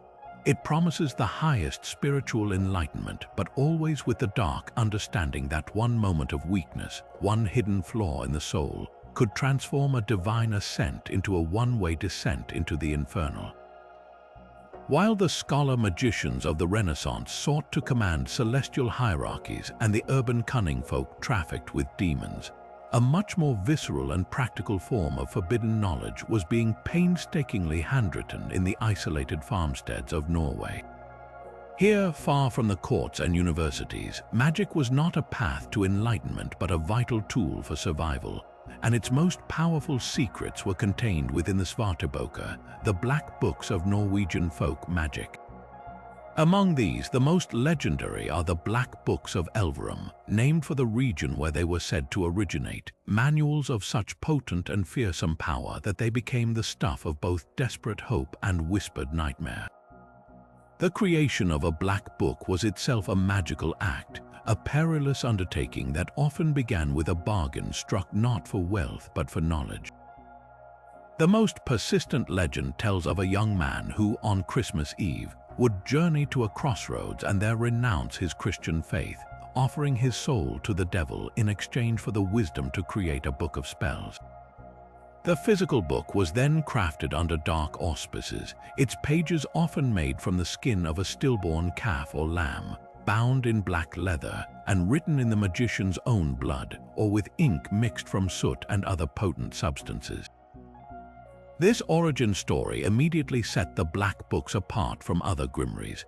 They were not inherited scholarly texts but personal, living things, born from a conscious and damnable choice, their very substance imbued with a dark and sacrilegious power. The magic within these books was intensely pragmatic, a direct reflection of the harsh realities of rural Scandinavian life. A primary function was whether magic, a matter of literal life and death for an agrarian community. Specific spells or signinga were used to tie the weather, to bind a harsh wind, to push a destructive storm towards an enemy's farm, or to secure fair conditions for a crucial harvest. Another major focus was the discovery of hidden treasure, a common preoccupation in a land where a single found hoard could lift a family from poverty to prosperity.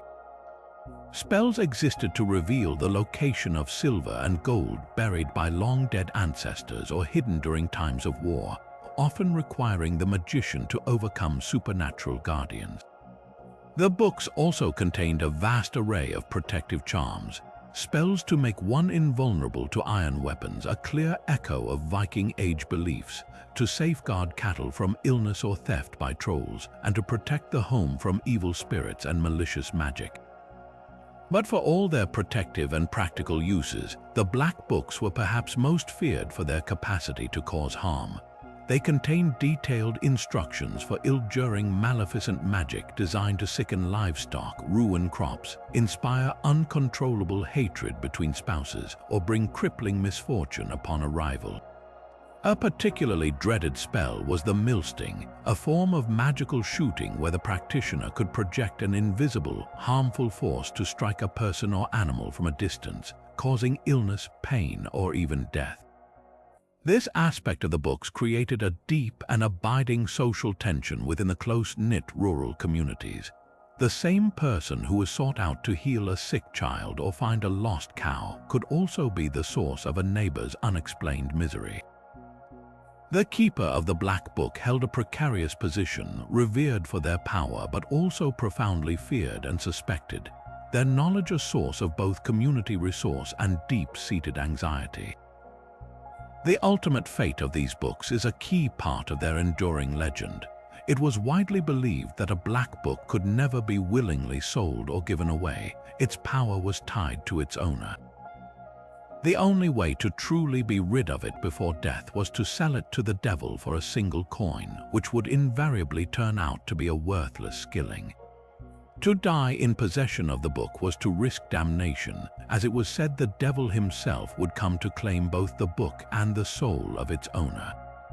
This led to countless stories of these manuals being hidden away in secret compartments in barns, buried in the earth, or even walled up inside houses, their dangerous knowledge sequestered but never truly destroyed, waiting to be discovered by an unsuspecting future generation. The Black Books of Elverum represent a magic of the soil and the hearth, a forbidden knowledge born not from intellectual curiosity but from the stark needs and deep-seated fears of everyday life, their power forever intertwined with the terrifying cost of obtaining it. But if the Key of Solomon presented a rigid system of command and the Grand Grimoire a stark transactional pact, one of the oldest and most fascinating legends offers a far more narrative and personal account of Solomon's power directly from the king's own supposed hand. This is the Testament of Solomon, a pseudepigraphical text, a work written under a false name that claims to be the personal memoir of the king himself, composed in his old age as a warning to future generations. Unlike the later ceremonial manuals, this document, likely written in Greek between the 1st and 3rd centuries, reads less like an instruction book and more like a thrilling supernatural adventure, detailing the king's legendary campaign to subdue the entire demonic realm for a single, divine purpose, the construction of the temple in Jerusalem. The story begins with a simple, human problem. A young builder working on the temple is being tormented by a demon named Orneas, who saps his strength by night and steals half his wages and his food by day. In despair, the worker prays for help, and Solomon receives a divine gift from the archangel Michael, a magical ring inscribed with a powerful seal known as the Pentacle of Solomon. This is not a ring for conjuring, but for compulsion. When Solomon uses it to summon Orneas, he places the ring against the demon's chest and commands him to reveal his name and nature. This act sets a powerful precedent. The demon is not destroyed, but instead forced into a dialogue, compelled to yield its secrets. Solomon learns that Orneas is thwarted by the angel Auriel, and more importantly, that he can be set to work cutting the massive stones for the temple, a task he performs with supernatural speed and precision. This initial victory sparks a brilliant and systematic campaign. Solomon, realizing the potential of this new power, uses Orneas to fetch his prince, Beelzebub, the lord of the flies and a ruler of the demons. Beelzebub, in turn, is compelled to bring before the king a full parade of demonic dignitaries, each one more terrifying and powerful than the last. The testament becomes a fascinating demonological catalogue as Solomon interrogates each of these 36 spirits in turn. He demands to know their names, their ranks, their specific activities in tormenting humanity, and most crucially, the name of the angel who holds the power to thwart them. We meet demons like Asmodeus, who spreads mischief and breaks up marriages, the 7 star demons who represent the planets and cause epilepsy and seizures, and even the terrifying Ephippas, a wind demon so strong he is tasked with moving the gigantic cornerstone of the temple entirely by himself. This last point is the true genius and the dangerous allure of the testament. It doesn't just list demons, it provides a specific, targeted weakness for each one. For every force of chaos, there is a corresponding force of order, a specific angel whose name acts as a counterspell. This transforms the chaotic and terrifying world of the demonic into a manageable, almost mechanical system. A person afflicted by the demon Enepsigos, who brings nightmares and madness, could simply invoke the name of the angel Rathanael to find relief. This offered readers a powerful sense of control and hope, a way to fight back against the invisible miseries of illness, misfortune, and spiritual attack that plagued ancient life. It made the cosmic struggle between good and evil something an individual could participate in and influence. Yet, for all its empowering aspects, the Testament of Solomon carries a profound and deeply unsettling warning, which is the ultimate source of its forbidden status. The text culminates in Solomon's own tragic fall from grace. His immense power, granted by God for a holy purpose, eventually corrupts him. He becomes prideful and turns his divine gift to personal and hubristic ends.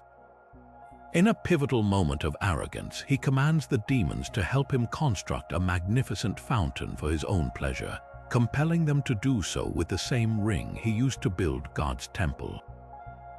This blasphemous act of using sacred power for personal glorification severs his connection to the divine. The Spirit of God departs from him, and he is left a hollow man. The final scene shows him in his old age, a weakened king, while the demons he once commanded now mock him and revel in his downfall, a stark reminder that no amount of knowledge or power can protect against the perils of pride. This is why the text blurred the line so dangerously. On one surface, it is a profoundly religious work, celebrating the power of God and his angels to overcome evil. It was likely used as a protective amulet and a source of exorcistic prayers. But just beneath that surface lies a deeply occult manual, detailing the true names and natures of demons and the precise methods to bind them. It suggests that the boundaries between holy exorcism and demonic conjuration are razor-thin, differentiated only by the user's intent. The Testament of Solomon captivated later magicians because it provided a biblical precedent for their art. If the wisest king in history could command demons for a divine purpose, why couldn't they? It offered a tantalizing theological justification for trafficking with the infernal, making it one of the most influential and dangerously ambiguous texts in the entire history of forbidden magic. Now we turn to a legend that emerged not from the shadows of a magician's study, but from the very heart of imperial power and papal authority. Imagine the scene: Rome in the year 805. The great king of the Franks, Charlemagne, has just been crowned Holy Roman Emperor by Pope Leo III on Christmas Day, a pivotal moment that forever binds the destiny of the Church and the state. It is in this atmosphere of political and spiritual triumph that one of the most curious magical texts appears, the Enchiridion of Pope Leo III. Unlike the dark, demonic manuals we've explored, this small book, whose name simply means handbook or manual, was presented as a divine gift. The legend claims that Pope Leo himself, in gratitude for Charlemagne's protection and to ensure his continued success, created this powerful object, a collection of sacred prayers and mystical seals designed to grant its bearer divine protection, victory in battle, and favor in all undertakings. The Enchiridion's power was believed to reside in its meticulously crafted seals and characters. These were not the complex circles of Solomon or the astrological talismans of the Picatrix, but a series of cryptic geometric designs, each one a unique key to a specific form of grace or temporal power. One seal might be dedicated to securing victory in war, ensuring that an army would be shielded from harm and its leaders endowed with strategic brilliance.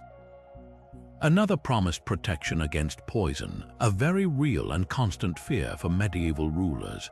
Others offered safety from sudden death, the ability to win favor in court, or even protection against the perils of travel. The text positioned these seals as concentrated symbols of prayer, a way to visually channel divine power for a specific, tangible outcome.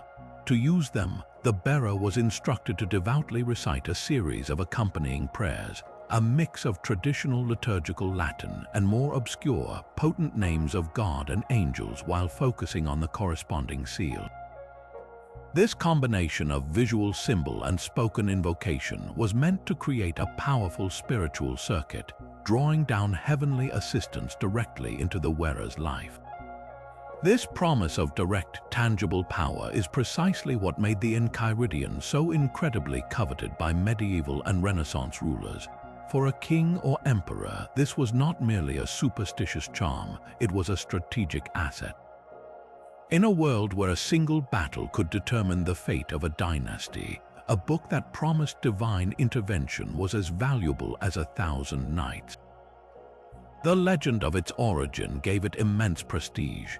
If Pope Leo himself had given it to the first Holy Roman Emperor, then it was seen as a sanctioned, holy technology for leadership. Copies and variations of the Enchiridion, often beautifully crafted and bound, became prized possessions among nobility, passed down as heirlooms believed to safeguard not just an individual but an entire royal line. It offered a tantalizing proposition that faith could be weaponized, that piety could be directly converted into political and military success.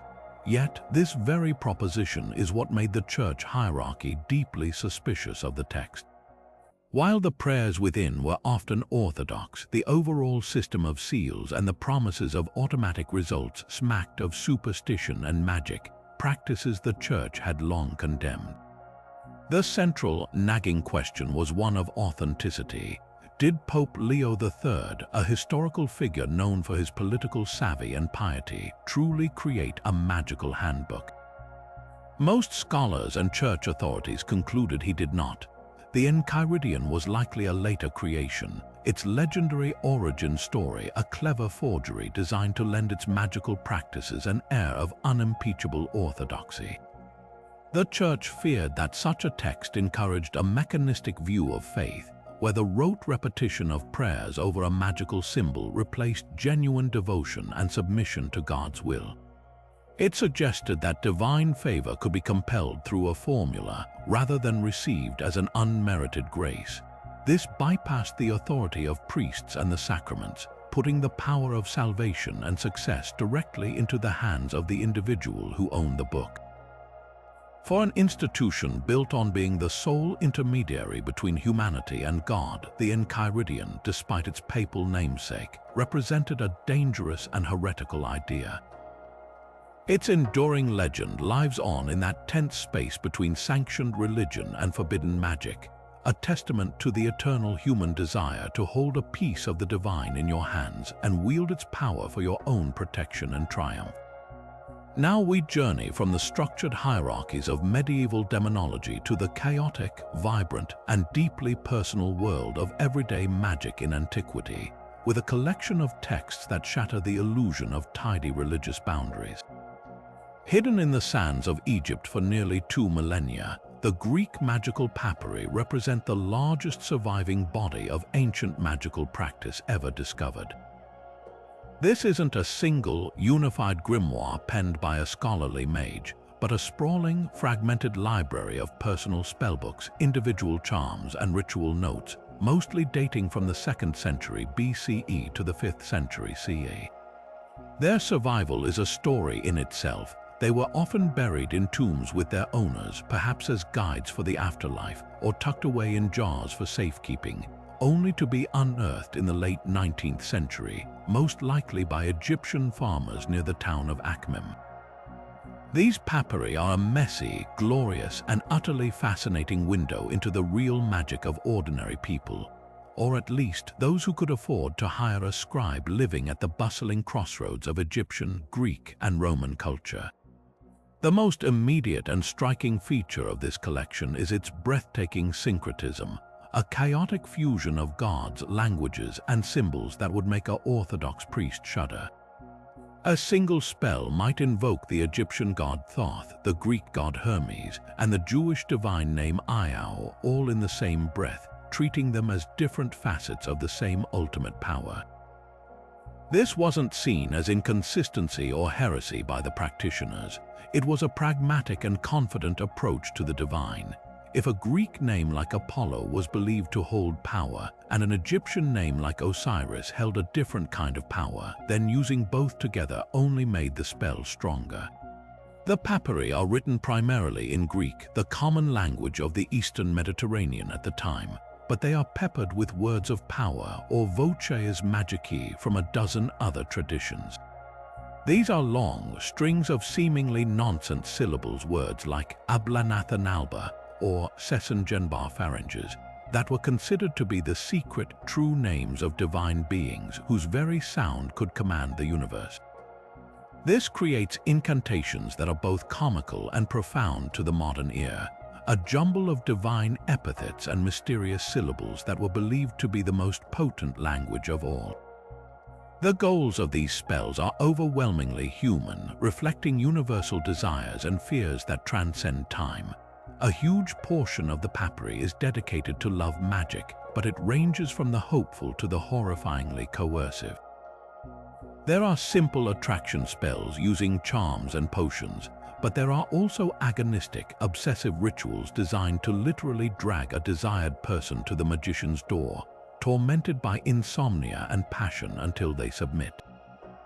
One famous spell, the Sword of Dardanus, involves inscribing a curse on a metal lamella and dedicating it to the gods of the underworld to burn the soul of the target until they succumb.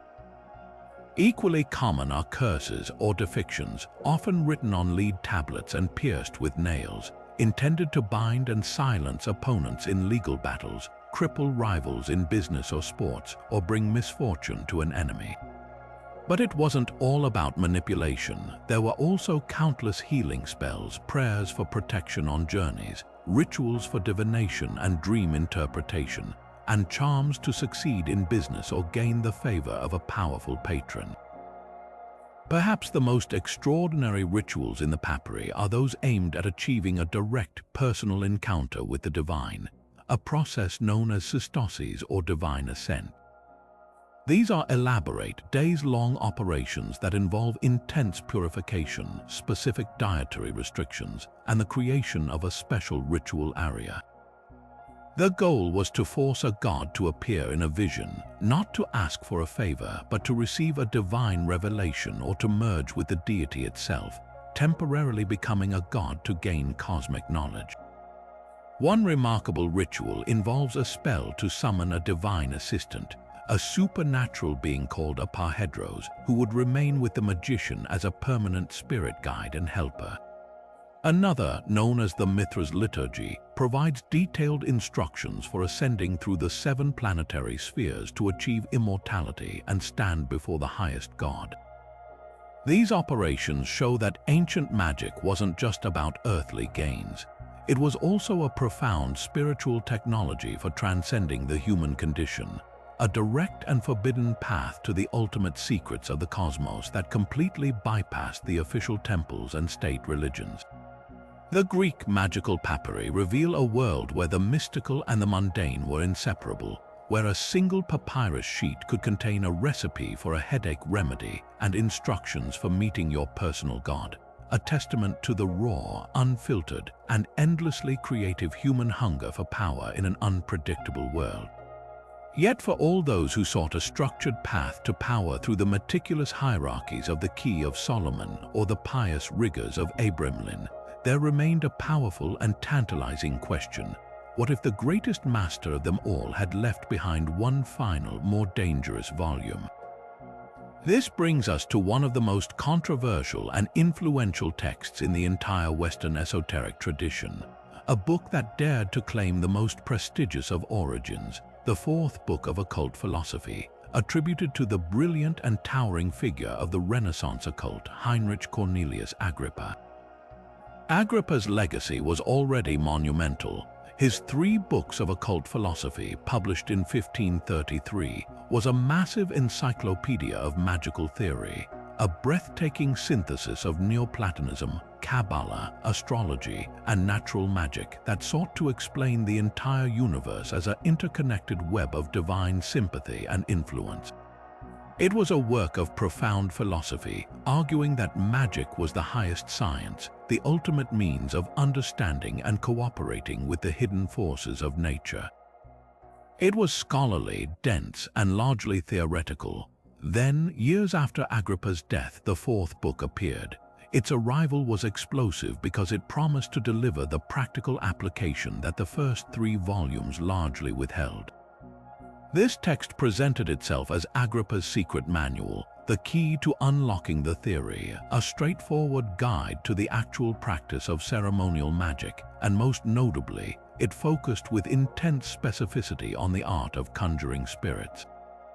The immediate and obvious problem, which scholars have debated for centuries, is that Agrippa almost certainly did not write it. The style, the content, and the timing of its publication all point to it being a spurious edition, likely compiled by an unknown editor or publisher who capitalized on Agrippa's formidable reputation to lend authority to this more dangerous material. But in the world of forbidden knowledge, authenticity is often less important than perceived power, and this book quickly became associated with the most potent and feared forms of magical operation. The fourth book's dangerous reputation stems from its stark departure from the philosophical tone of its predecessors. Where the 3 books discuss the theoretical existence of spirits and angels within a cosmic framework, the fourth book provides blunt, step-by-step instructions for compelling them to appear.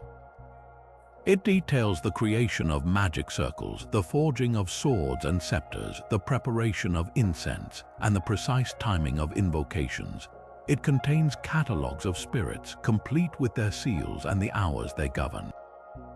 Most critically, it includes instructions for something the 3 books never explicitly detailed: the act of binding a spirit to a physical object like a ring or a mirror, creating a permanent tool of divination or power. This shift from theory to explicit practice is what truly set it apart and raised alarms. The text's content also felt more overtly demonic to many readers. While it maintains a framework of holy names and divine authority, its methods for commanding spirits are forceful and direct. It teaches a magic of compulsion where the magician, fortified by piety and the correct tools, issues commands to spiritual entities. This approach resonated deeply with the existing grimoire tradition but carried the weight of Agrippa's name, giving it a new level of intellectual credibility. For those who believed in its provenance, it wasn't just another anonymous book of spells. It was the practical culmination of a genius's life's work, his final, secret teachings on how to actually wield the forces he had so eloquently described. This perceived connection to Agrippa is precisely why the book became so inextricably linked with the most dangerous forms of ceremonial magic. It offered a seductive narrative that the great Renaissance scholar, the man who had systematized all magical knowledge, had himself engaged in these terrifying practices. It suggested that true mastery of the occult arts didn't stop at philosophical understanding. it necessarily culminated in direct traffic with the spirit world. The book became a bridge connecting the high-minded philosophical magic of the Renaissance with the older, darker, and more pragmatic traditions of the Grimoires. For centuries that followed, a magician's library was not complete without this controversial fourth volume. It was studied by serious practitioners who believed it held the missing practical key to Agrippa's system, and it was condemned by authorities who saw it as proof that even the most intellectual pursuit of hidden knowledge could lead to the darkest depths of demonic conjuration. Its enduring power lies in that perfect, forbidden blend of prestigious authorship and dangerous practice, a legend that promises you can have the mind of a philosopher and the power of a sorcerer. While Agrippa's disputed fourth book offered a scholarly veneer to the practice of conjuration, another text emerging from France embraced the infernal with a shocking and unabashed directness, casting aside any pretense of divine sanction. This is the legend of the Dragon Rouge, or the Red Dragon, a grimoire whose very title evokes its fiery and fearsome nature. Unlike the complex philosophical systems of the Renaissance or the pious rigors of Abramelin, the Dragon Rouge is brutally pragmatic, a manual dedicated entirely to the acquisition of personal power through pacts with the demonic realm. It represents the crystallization of a particular kind of magical ambition, one that seeks immediate, tangible results by appealing directly to the rulers of hell, making it one of the most notoriously taboo texts in the history of forbidden knowledge. The terrifying heart of the Dragon Rouge is its detailed, step-by-step guide to forming a pact with a demonic entity. This isn't the angelically sanctioned command of Abramelin or the compelled service found in the Key of Solomon. This is a transactional negotiation, a business deal with damnation. The text provides a specific catalogue of infernal spirits, each with their own area of expertise. Some grant wealth, others knowledge of hidden things, some inspire love or cause discord. The process to summon them is a harrowing sequence of blasphemy and precision.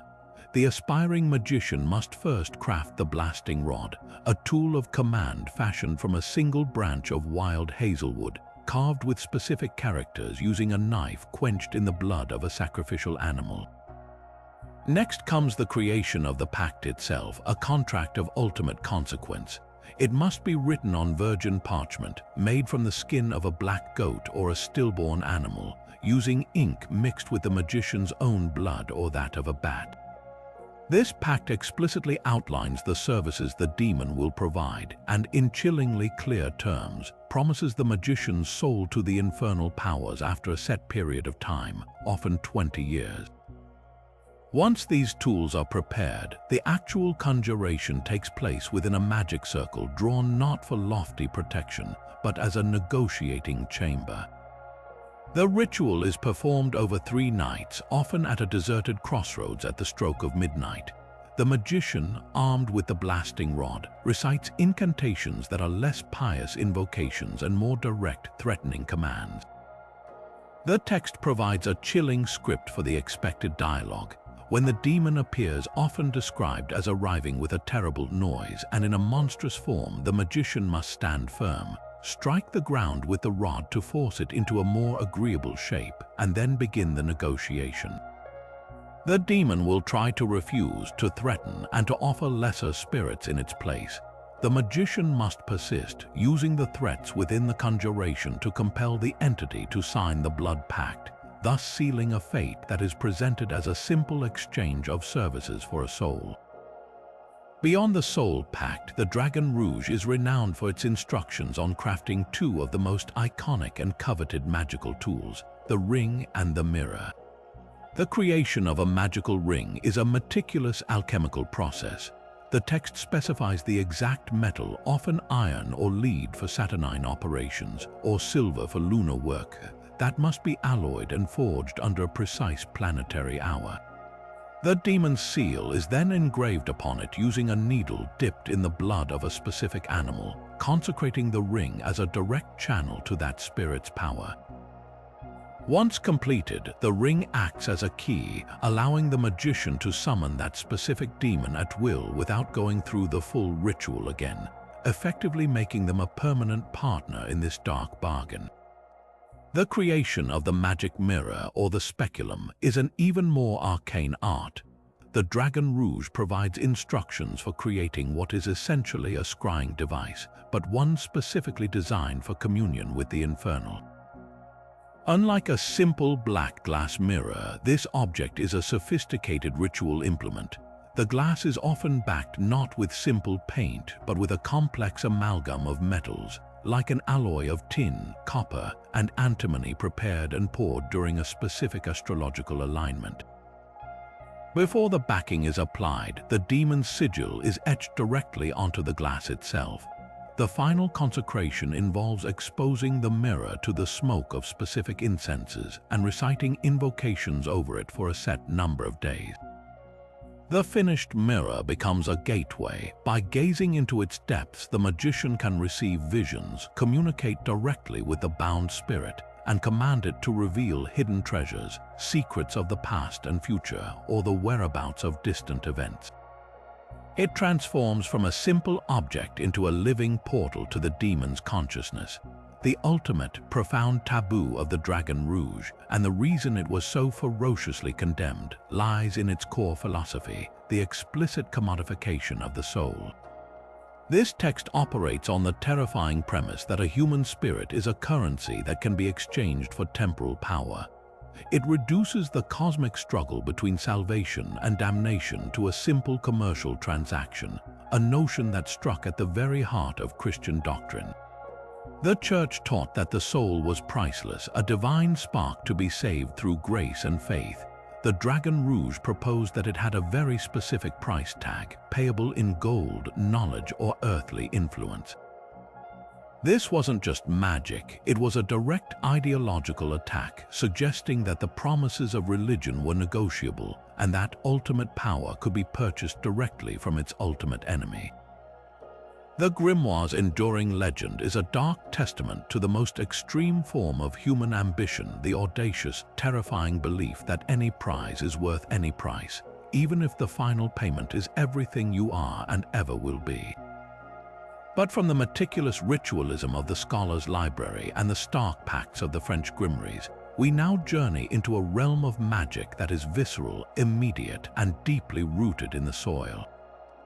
Our path leads us to the vast forests and isolated villages of rural Russia, where a powerful and primal form of folk magic thrived, one that wielded a very specific and potent ingredient, the black hen. This isn't the golden, egg-laying wonder of the French black pullet legend, but something far more raw and earth-bound. In the tradition of Russian folk magic or zagavary, the sacrifice of a completely black chicken was not a frivolous act of darkness, but a serious, focused ritual of immense power, used to sever curses, create potent talismans, and form a direct link to the protective and sometimes perilous forces of the unseen world. The choice of the black hen was absolutely deliberate and symbolically charged. In the symbolic language of folk magic, color holds immense meaning. Black is the color of the earth, of the underworld, of the hidden and the unknown. It is also the color of absorption, of drawing things in and containing them. A chicken that was black in every aspect, feathers, legs, beak, and even its flesh, was believed to be a natural vessel for this absorptive, earth-bound power. It was a living battery for negative energy, a creature uniquely suited to act as a scapegoat, drawing misfortunes, illnesses, and curses out of a person and into itself, where they could be ritually destroyed. Furthermore, its commonplace, barnyard nature was key. It was a creature of the domestic sphere, deeply connected to the home and the household spirits, the domovoi, making it an ideal intermediary for rituals of protection and cleansing that were central to everyday peasant life. One of the most common and vital uses of the black hen was in rituals of purification and curse breaking, known as occult or rolling away. A person who believed they were suffering from the evil eye, a hex, or a run of profound bad luck would seek out a village wise woman or cunning man. The ritual often involved the afflicted person standing or sitting while the practitioner would physically pass the live black hen over their body from head to toe while reciting specific incantations. These spoken charms would command the misfortune, the sickness, or the curse to leave the person and transfer itself into the body of the bird. The hen, through its blackness, was believed to literally pull the negative energy out. After this transfer was complete, the hen would then be ritually sacrificed, its neck wrung or its head cut off. Its body was often then disposed of in a place of symbolic finality, burned to ashes, buried at a crossroads, or thrown into a deep body of moving water.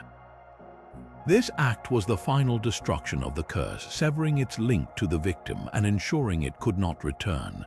The black hen had served its ultimate purpose, a life given to save a life. Beyond this cleansing role, the black hen was central to the creation of some of the most powerful and feared talismans in the Russian magical tradition. The most infamous of these was the Kureny bog or chicken god, a stone with a natural hole in it often found in fields. While these stones could be used for simple protection of a poultry flock, when combined with the power of the black hen, they were believed to become something far greater. A more potent and deliberate talisman was the oskorina or foot. This involved taking the left foot of a black hen that had been ritually sacrificed, often at a specific phase of the moon. This foot would then be dried, treated with herbs, and sometimes wrapped with specific threads or inscribed with symbols. Carrying this talisman was believed to grant the bearer a host of supernatural abilities. Most commonly, it was seen as a key to invisibility, allowing thieves and spies to move unseen. It could also grant the power to pass through locked doors, to understand the language of animals, or to become impervious to weapons. This transformation of a common animal part into a vessel of extraordinary power exemplifies the folk magical belief that immense potential lies hidden within the ordinary, waiting to be unlocked by the right ritual and intent.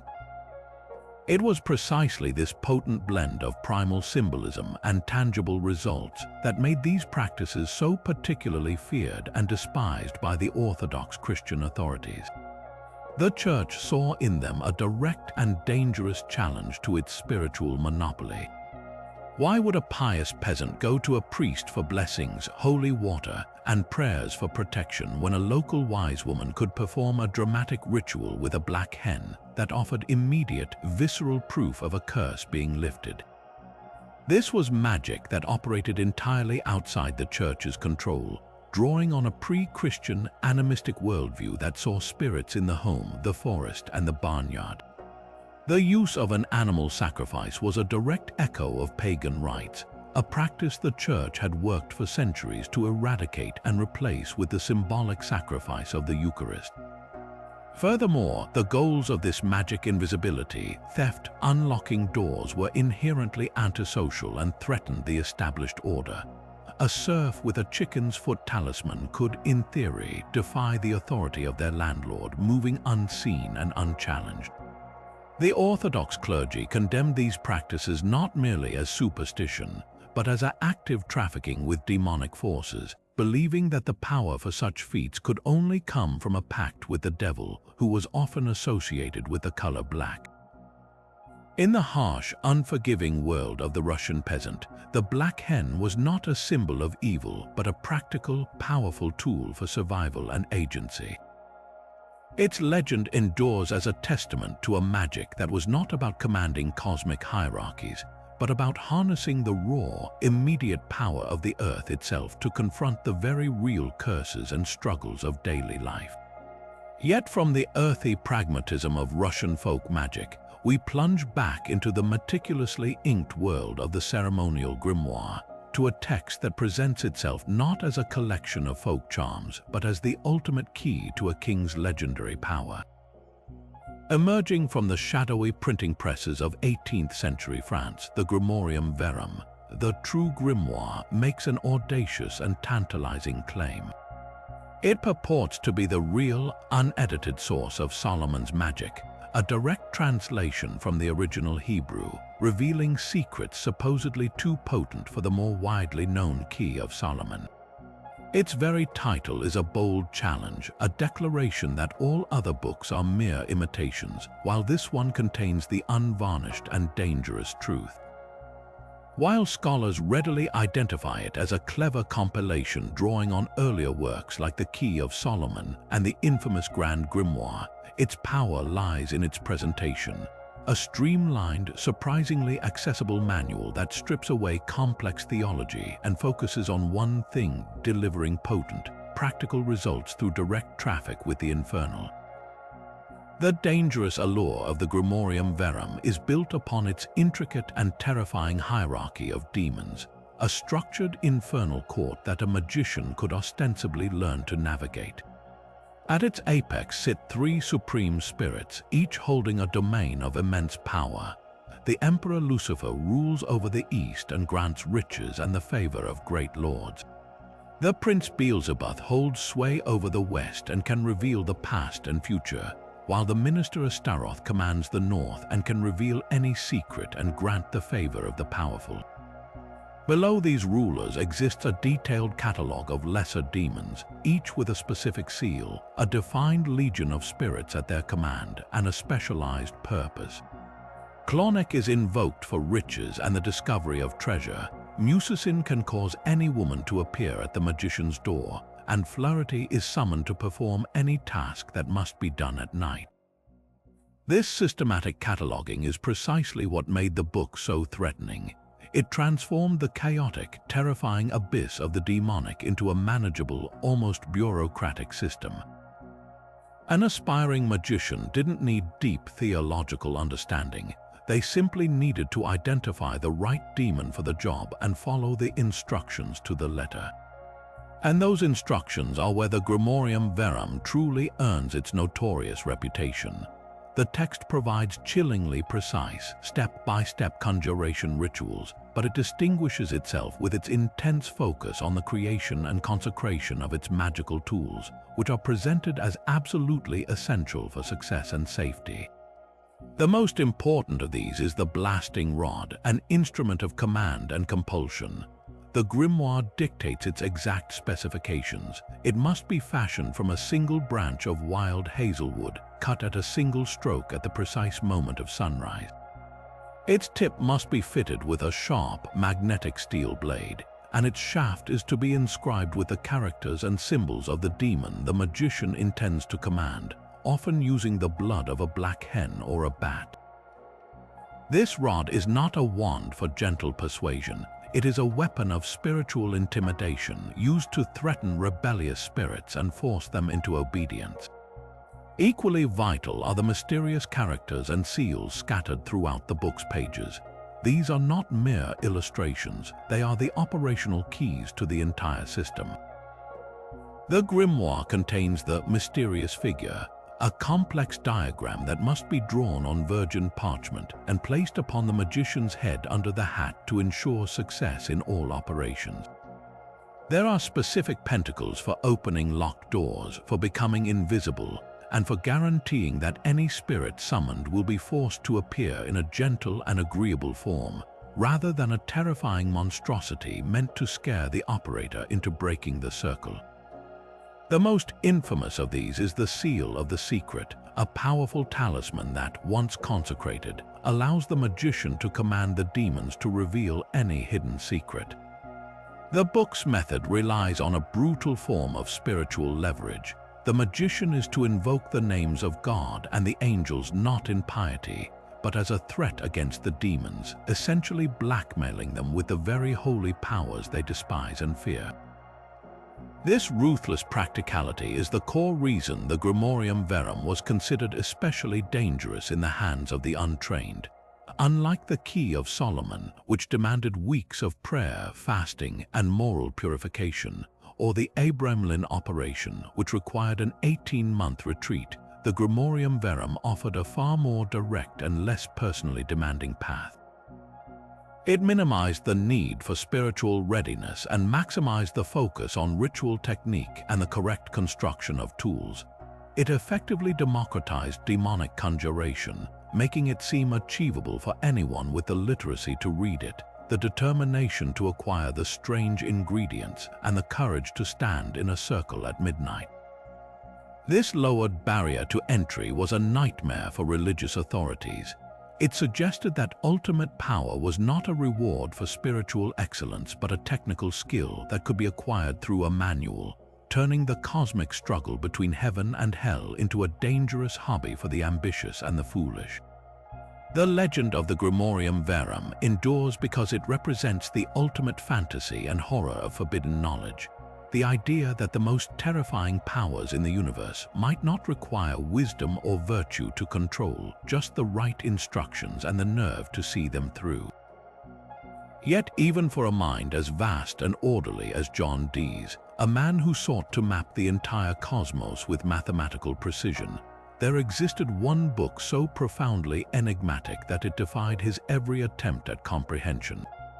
This brings us to one of the most personal and haunting legends of forbidden knowledge, a mystery that consumed the final years of the Elizabethan era's greatest scholar. The Book of Thoth, a text Dee referred to in his private diaries with a mixture of reverence, frustration, and awe. After a lifetime spent studying the world's most complex grimoires, from the intricate hierarchies of the Book of Oberon to the philosophical depths of Agrippa's work, Dee believed he had encountered the ultimate cipher. The Thoth was different. It wasn't just a book of spells. It presented itself as a direct artifact of divine or perhaps angelic origin, written in a language and logic not meant for mortal minds. Dee became convinced that within its encrypted pages lay secrets of creation so potent that to understand them without proper guidance would be to risk utter annihilation. A classic dilemma of forbidden knowledge where the seeker is both drawn to and terrified by what they might find. The book's immense challenge lay in its two formidable layers of encryption. The first was its text, written in a flowing, elegant script that used the Latin alphabet but formed words in an entirely unknown language. While some sections were legible Latin, discussing plants, astrology, and the names of spirits, the vast majority was composed in this mysterious tongue, a lexicon that followed its own internal rules of grammar and syntax yet refused to yield to any known linguistic key. This was frustrating, but it was the book's second feature that truly captivated and tormented Dee, the 36 tables of letters at its end.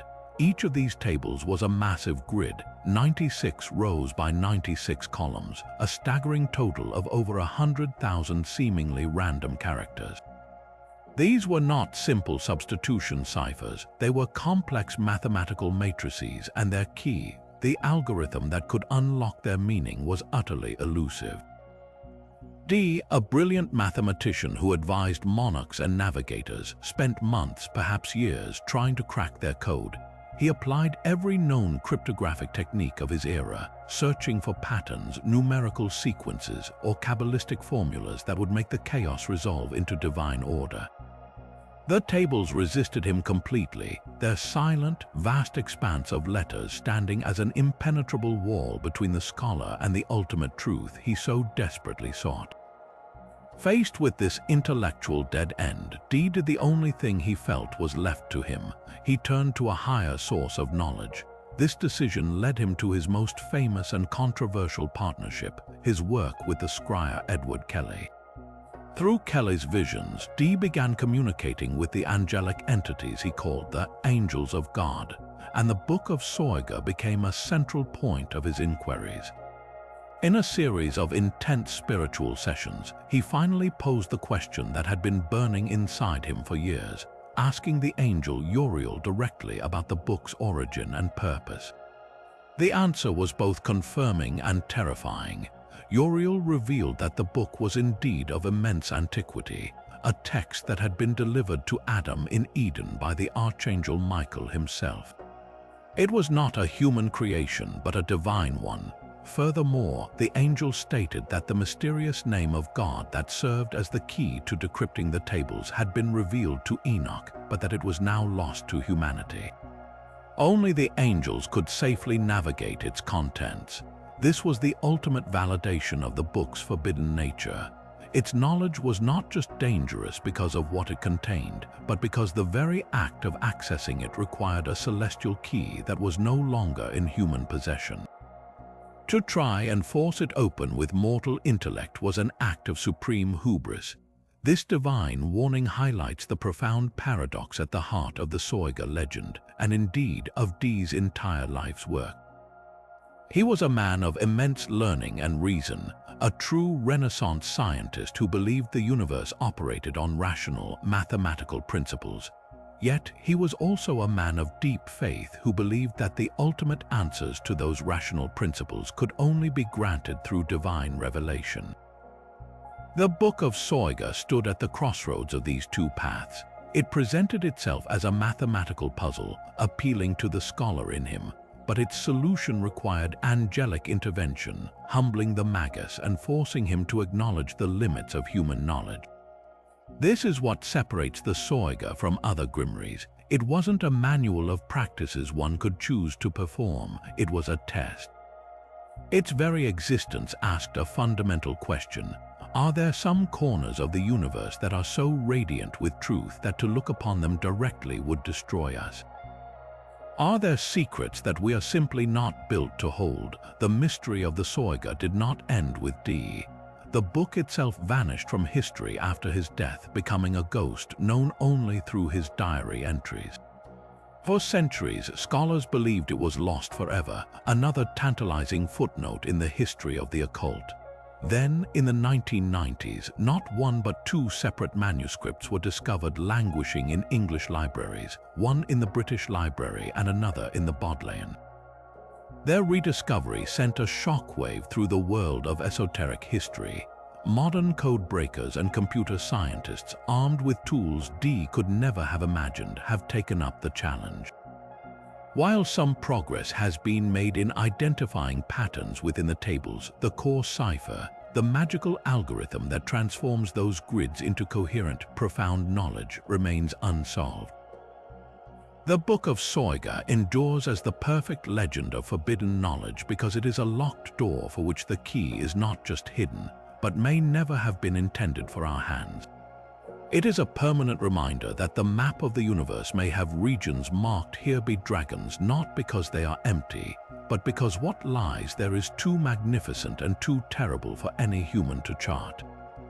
But of all the dark arts detailed within the Munich Manual, none were more feared by the Church than its explicit instructions for causing deliberate, targeted harm. This wasn't the vague maleficium of witch trial accusations. It was a technical manual for spiritual assault. The text provides chillingly precise rituals for what was known as maleficent magic or Schadenmagie. One such operation involves crafting a leaden image or votum in the likeness of the intended victim. The magician would inscribe the target's name upon it and then, while reciting a specific conjuration that dedicated the act to a demonic prince, methodically disfigure the effigy, perhaps bending a limb to cause lameness or piercing its side to bring about internal pain. The underlying belief was one of sympathetic connection. By harming the representation through a demonically sanctioned ritual, the same harm would be inflicted upon the living person, their spirit tethered to the act through the power of the invoked entity. This moved beyond simple superstition into a calculated form of metaphysical violence, a direct and terrifying weaponization of spiritual belief. Perhaps even more insidious than physical harm were the manual spells for the complete domination of another's will, particularly in matters of love. These were not simple attraction charms, they were brutal rituals of psychic enslavement designed to inflame an unwilling target with an obsessive, uncontrollable passion that served only the magician's desire. One particularly unsettling operation required the magician to acquire a personal item from the victim, a strand of hair, a piece of clothing, to use as a spiritual link. This item would be bound with a thread and then buried at a crossroads at the dark of the moon, all while calling upon specific demons of obsession to literally bind the target's heart and mind. The intended outcome was the utter overthrow of another person's God-given free will, reducing them to a puppet of unnatural desire. For the Church, which held free will as the cornerstone of salvation, this was the ultimate perversion. It was a demonic parody of divine love, turning the deepest human connection into a tool for infernal control and the corruption of a soul. The manual's method for summoning the entities that enabled this dark work is where its hubris reaches a breathtaking peak. Unlike other texts that might frame conjuration as a respectful negotiation or an angelically sanctioned command, the Munich Manual teaches a form of aggressive, coercive magic. The magician is instructed to stand within a protective circle and use the most sacred names of God and the angels not in piety, but as spiritual blackmail, as a cudgel to beat the infernal into submission. The conjurations are laced with threats, essentially telling the demon, "By the power of the Almighty whom you hate and fear, I compel you to appear and obey my command." This is the ultimate act of audacity, using the sacred as a weapon to extort the profane. It turns the magician into a tyrannical middle manager of the cosmos, exploiting the fundamental conflict between heaven and hell for their own petty, earthly gains. This approach completely inverted the divine order, suggesting that a mortal, through sheer force of will and the correct blasphemous formula, could hijack the power of creation for their own ends. The Church's fervent suppression of this manual was therefore both absolute and multi-layered. It wasn't just the fact that it taught magic, it was the specific antisocial nature of its goals, maiming enemies, enslaving lovers, and extorting demons, that posed a direct threat to the very fabric of society. A commoner with such knowledge could theoretically undermine a noble, seduce a priest, or act with impunity. But on a deeper theological level, the manual was a complete nightmare because it represented the ultimate commodification of the soul.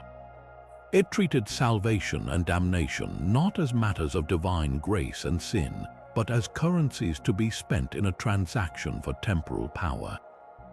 The magician, in this system, operates under the delusion that they can use the tools of faith to control the forces of hell without any personal cost. A dangerous fallacy the Church believed would inevitably lead to the practitioner's utter ruin, all while tearing apart the community around them. The Munich Manual of Demonic Magic endures as a legend not for its epic scope but for its stark, horrifying realism. It is a cold window into a mindset where every spiritual reality is just another lever to be pulled. A chilling reminder that the most dangerous forbidden knowledge is often that which reduces the cosmic struggle between good and evil to a series of brutal, exploitative techniques. While the 6th and 7th books of Moses offered a framework of divine protection and healing, their true and most terrifying reputation was built upon a suite of rituals designed to deliver immediate, tangible power to the practitioner. These were not abstract meditations on cosmic harmony. They were practical, potent, and deeply coveted operations that promised to reshape the user's reality. Among the most sought after were the methods for discovering hidden treasure, a compelling goal for anyone seeking to escape poverty or gain sudden influence. The text provided specific seals and conjurations intended to compel earth spirits, known as gnomes or elementals, to reveal the location of buried hoards, lost coins, or forgotten caches of wealth. This wasn't a mere suggestion. The rituals involved precise incantations, often calling upon a mix of biblical patriarchs and more obscure angelic names, to force these guardians of the earth to divulge their secrets. The appeal was undeniable, offering a direct path to financial security that bypassed a lifetime of labor, a powerful fantasy for common folk and ambitious individuals alike. Even more alluring and far more dangerous were the operations for achieving invisibility. The ability to move unseen represented the ultimate fantasy of power without consequence. The books detailed specific seals, often complex geometric patterns filled with Hebrew characters and divine names, that had to be meticulously drawn on virgin parchment using consecrated inks. The ritual to activate such a seal was typically intense, requiring fasting, prayer, and its invocation at a particular planetary hour. The belief was that successfully performing the ritual would wrap the practitioner in a kind of spiritual shroud, bending the light around them or clouding the minds of those nearby so they simply would not be noticed. This power wasn't just for pranks or petty theft, it was the ultimate tool for the spy, the fugitive, or the disenfranchised. Imagine a serf, invisible, overhearing the plans of their lord, or a dissident moving unchallenged through hostile territory. This promise of complete freedom from observation was a direct threat to every established authority, secular and religious, as it enabled acts of rebellion, espionage, and escape with near total impunity. The most profound and feared practices, however, were those for commanding spirits. This is where the text moved beyond mere utility into the realm of supreme occult authority. The books provided extensive lists of spiritual entities, from angels and planetary intelligences to more ambiguous forces, each with their own unique sigils and seals. The rituals for summoning them were elaborate affairs, requiring the construction of a magic circle for protection, the use of specific incenses to attract the desired entity, and the recitation of long, potent invocations that blended snippets of psalms with powerful and often unpronounceable divine names. The goal was not to plead with these beings, but to command them, using the authority of the sacred names to compel their obedience. A successfully conjured spirit might be ordered to teach the magician all languages, deliver messages across vast distances, or reveal the most intimate secrets of another person. This practice appealed to a deep, intrinsic human desire for ultimate agency, the power to not just ask for change, but to enforce it upon the very fabric of the world through unseen minions. What made these practices so uniquely dangerous in the eyes of authorities was their intoxicating blend of accessibility and potency. Unlike the complex astrological timings of the Picatrix or the years-long asceticism required by Abramlin, the rituals in the 6th and 7th books were presented in a relatively straightforward, recipe-like format.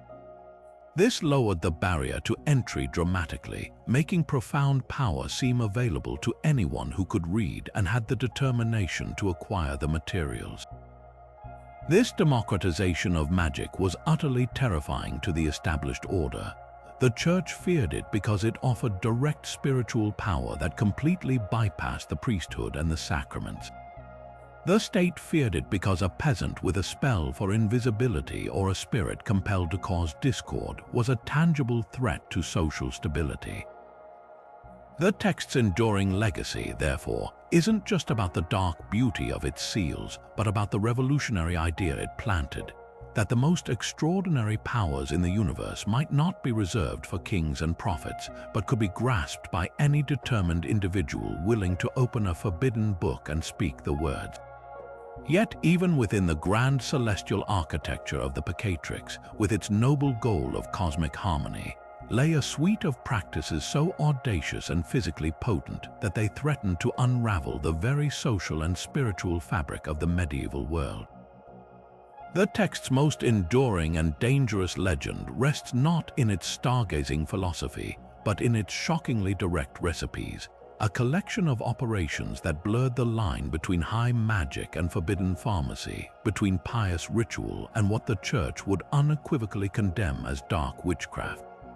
While the creation of planetary talismans represented a disciplined science, these particular practices were a form of spiritual chemistry, demanding visceral, tangible ingredients to achieve a state of transcendence or power, making the Picatrix a manual of tangible transformation in the most literal sense. The most controversial of these methods involved the deliberate and intricate use of psychoactive substances. The Picatrix does not shy away from providing recipes for incenses, oils, and potions that incorporate ingredients known to have profound effects on human consciousness. The text lists components like black henbane, mandrake root, opium poppy, and even psilocybin mushrooms, instructing the magician to gather and prepare them under precise astrological hours. These were not thrown together haphazardly. Their combination was a form of alchemy, designed to alter the practitioner's state of mind not for recreation, but as a crucial component of the ritual.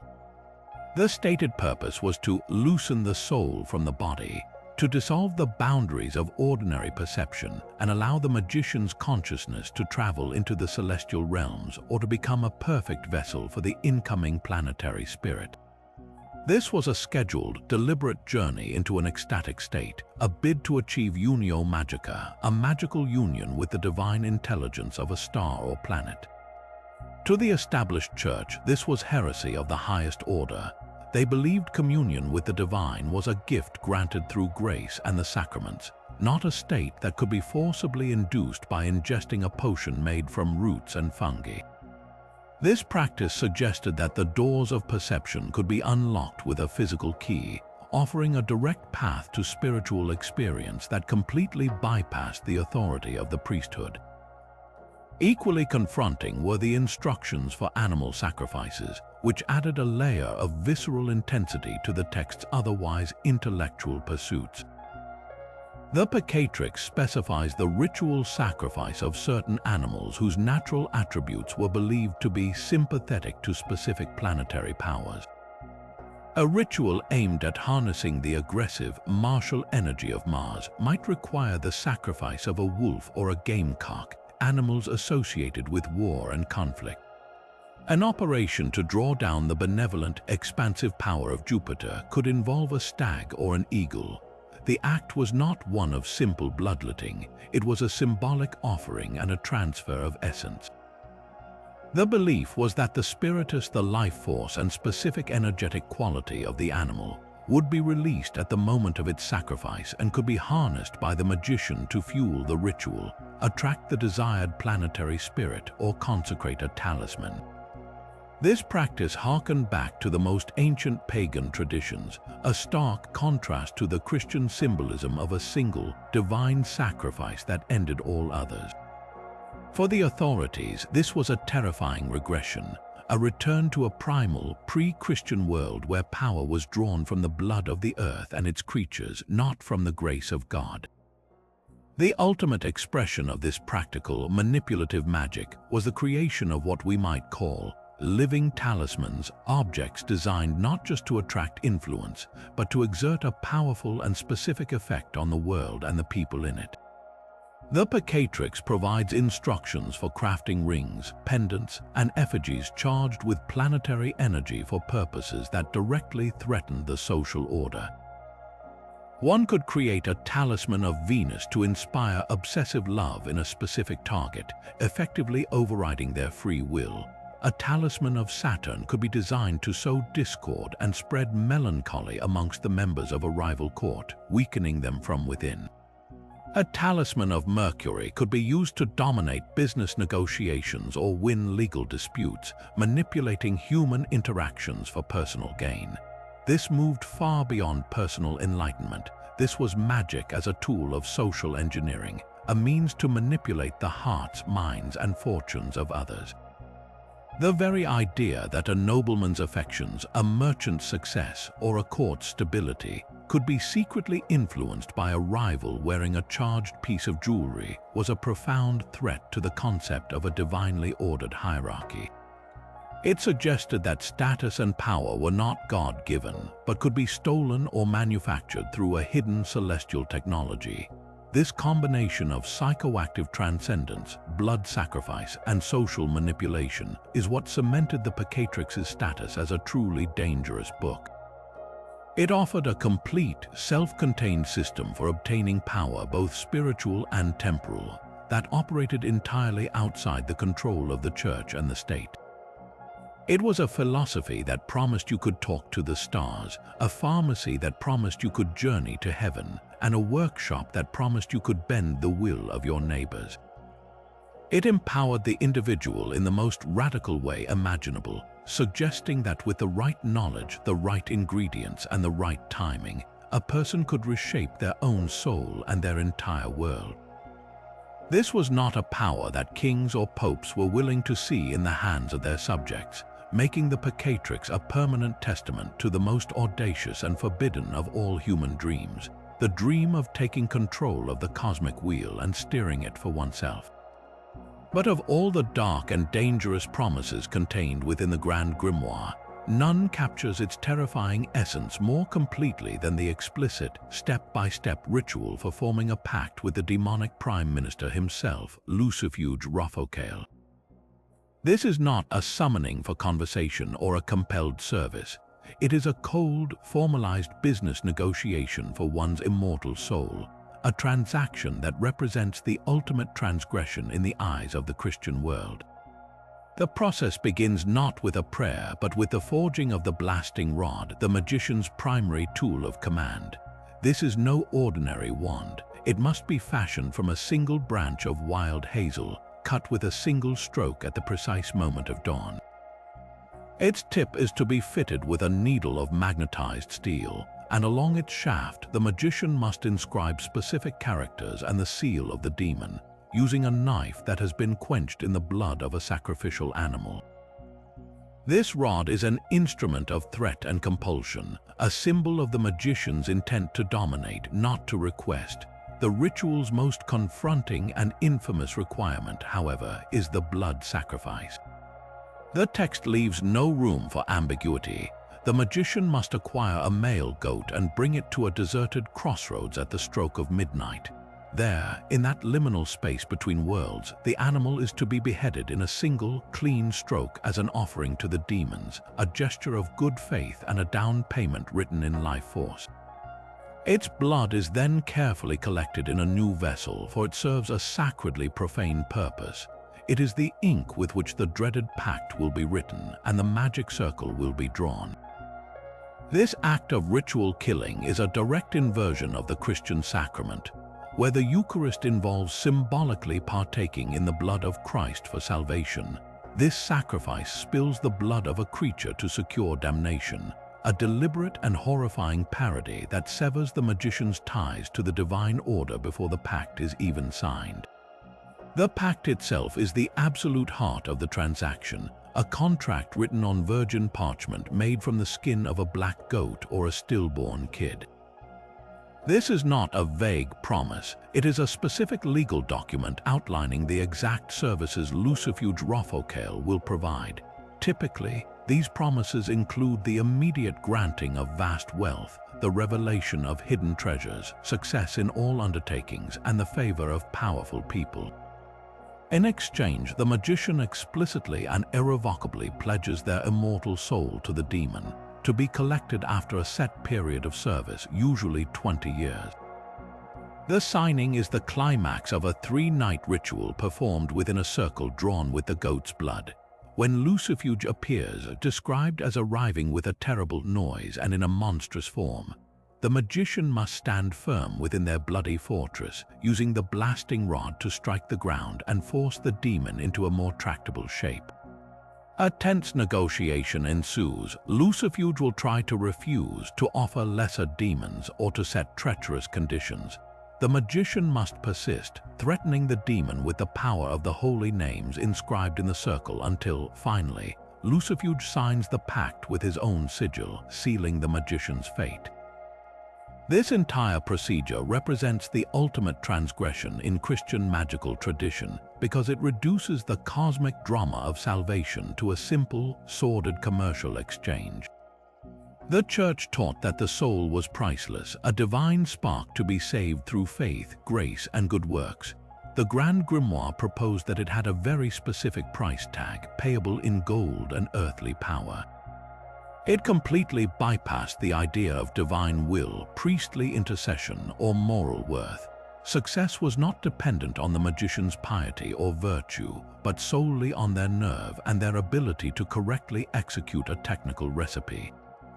This was the most dangerous idea of all, that the ultimate outcome of one's eternity could be negotiated away in a moment of ambition with the blood of a goat and a signature on a piece of skin, making a mockery of the core Christian belief in redemption and divine mercy.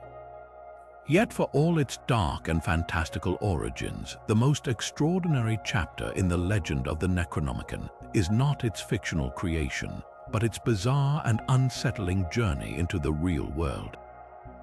This is the story of a text that leapt off the pages of pulp magazines and into the minds and rituals of actual occult practitioners, blurring the line between fiction and reality so completely that it became a living, breathing entity in the modern magical landscape. This phenomenon, known as the reality blur, is perhaps the most powerful magic the Necronomicon has ever performed. It began with Lovecraft's own meticulous world building. He and his literary circle, including writers like Clark Ashton Smith and August Derleth, engaged in a practice called cross-referencing. They would mention the book in their own stories, giving it a consistent history, listing fictional translators like Olaus Wormius, and even noting which libraries held forbidden copies. This created a stunning veneer of authenticity. When readers encountered the Necronomicon referenced across multiple stories by different authors, a subconscious logic took hold. If so many writers were mentioning it, surely it must be based on something real. This clever literary device paved the way for the event that truly cemented the myth. In the late 1970s, a book titled simply The Necronomicon was published. It was a clever pastiche, weaving together actual Sumerian and Mesopotamian mythology, Kabbalistic symbolism, and a heavy dose of Lovecraftian flavor. Though its editors were clear about its modern origins, its arrival on bookstore shelves was a watershed moment. For a public already primed by the stories, this physical object was all the proof many needed. The idea had finally taken a tangible form. Occultists, always seeking new and potent symbolic systems, began to experiment with it. They didn't necessarily believe it was an ancient Arabic manuscript, but they approached it with a powerful concept in mind: belief as a tool. If a symbol or a narrative is charged with enough collective intention and emotional energy, does it not, in a sense, become real? This is the core of what many call hyperstition, an idea that becomes so potent it actualizes itself in reality. Modern rituals based on the Necronomicon's mythology, therefore, don't focus on summoning the tentacled Cthulhu from a sunken city. Instead, they engage with its core philosophical principles. Practitioners might use the book's symbols, like the infamous Elder Sign, in meditations designed to confront the concept of cosmic indifference. The rituals are often about internal exploration, using the terrifying framework of the Cthulhu mythos as a psychological tool. By staring into the abyss of a universe without inherent meaning or benevolent gods, the practitioner is forced to confront their own deepest fears, their existential insignificance, and ultimately their own inner strength for being able to bear that knowledge.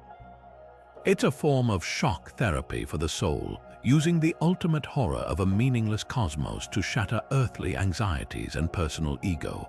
The dread invoked by imagining the vast, uncaring great old ones makes all human problems seem trivial by comparison, which can be a strangely liberating experience. This leads directly to the profound psychological impact of engaging with these concepts. Cosmic horror doesn't just scare you, it fundamentally reorients your perception of reality.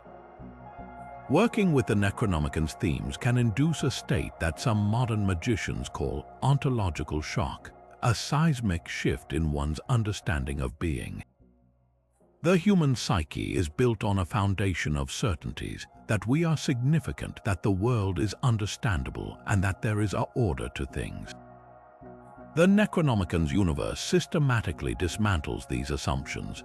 This can be a deeply destabilizing process. For some, it leads to a kind of liberation, a freedom from anthropocentric concerns. For others, it can trigger anxiety, dissociation, or a deep existential crisis. The magic lies in navigating this shock without breaking, emerging on the other side with a broader, albeit colder, understanding of the universe and one's place within it. And it is precisely this psychological volatility that leads many traditional occultists to consider the Necronomicon genuinely dangerous, regardless of its fictional origins.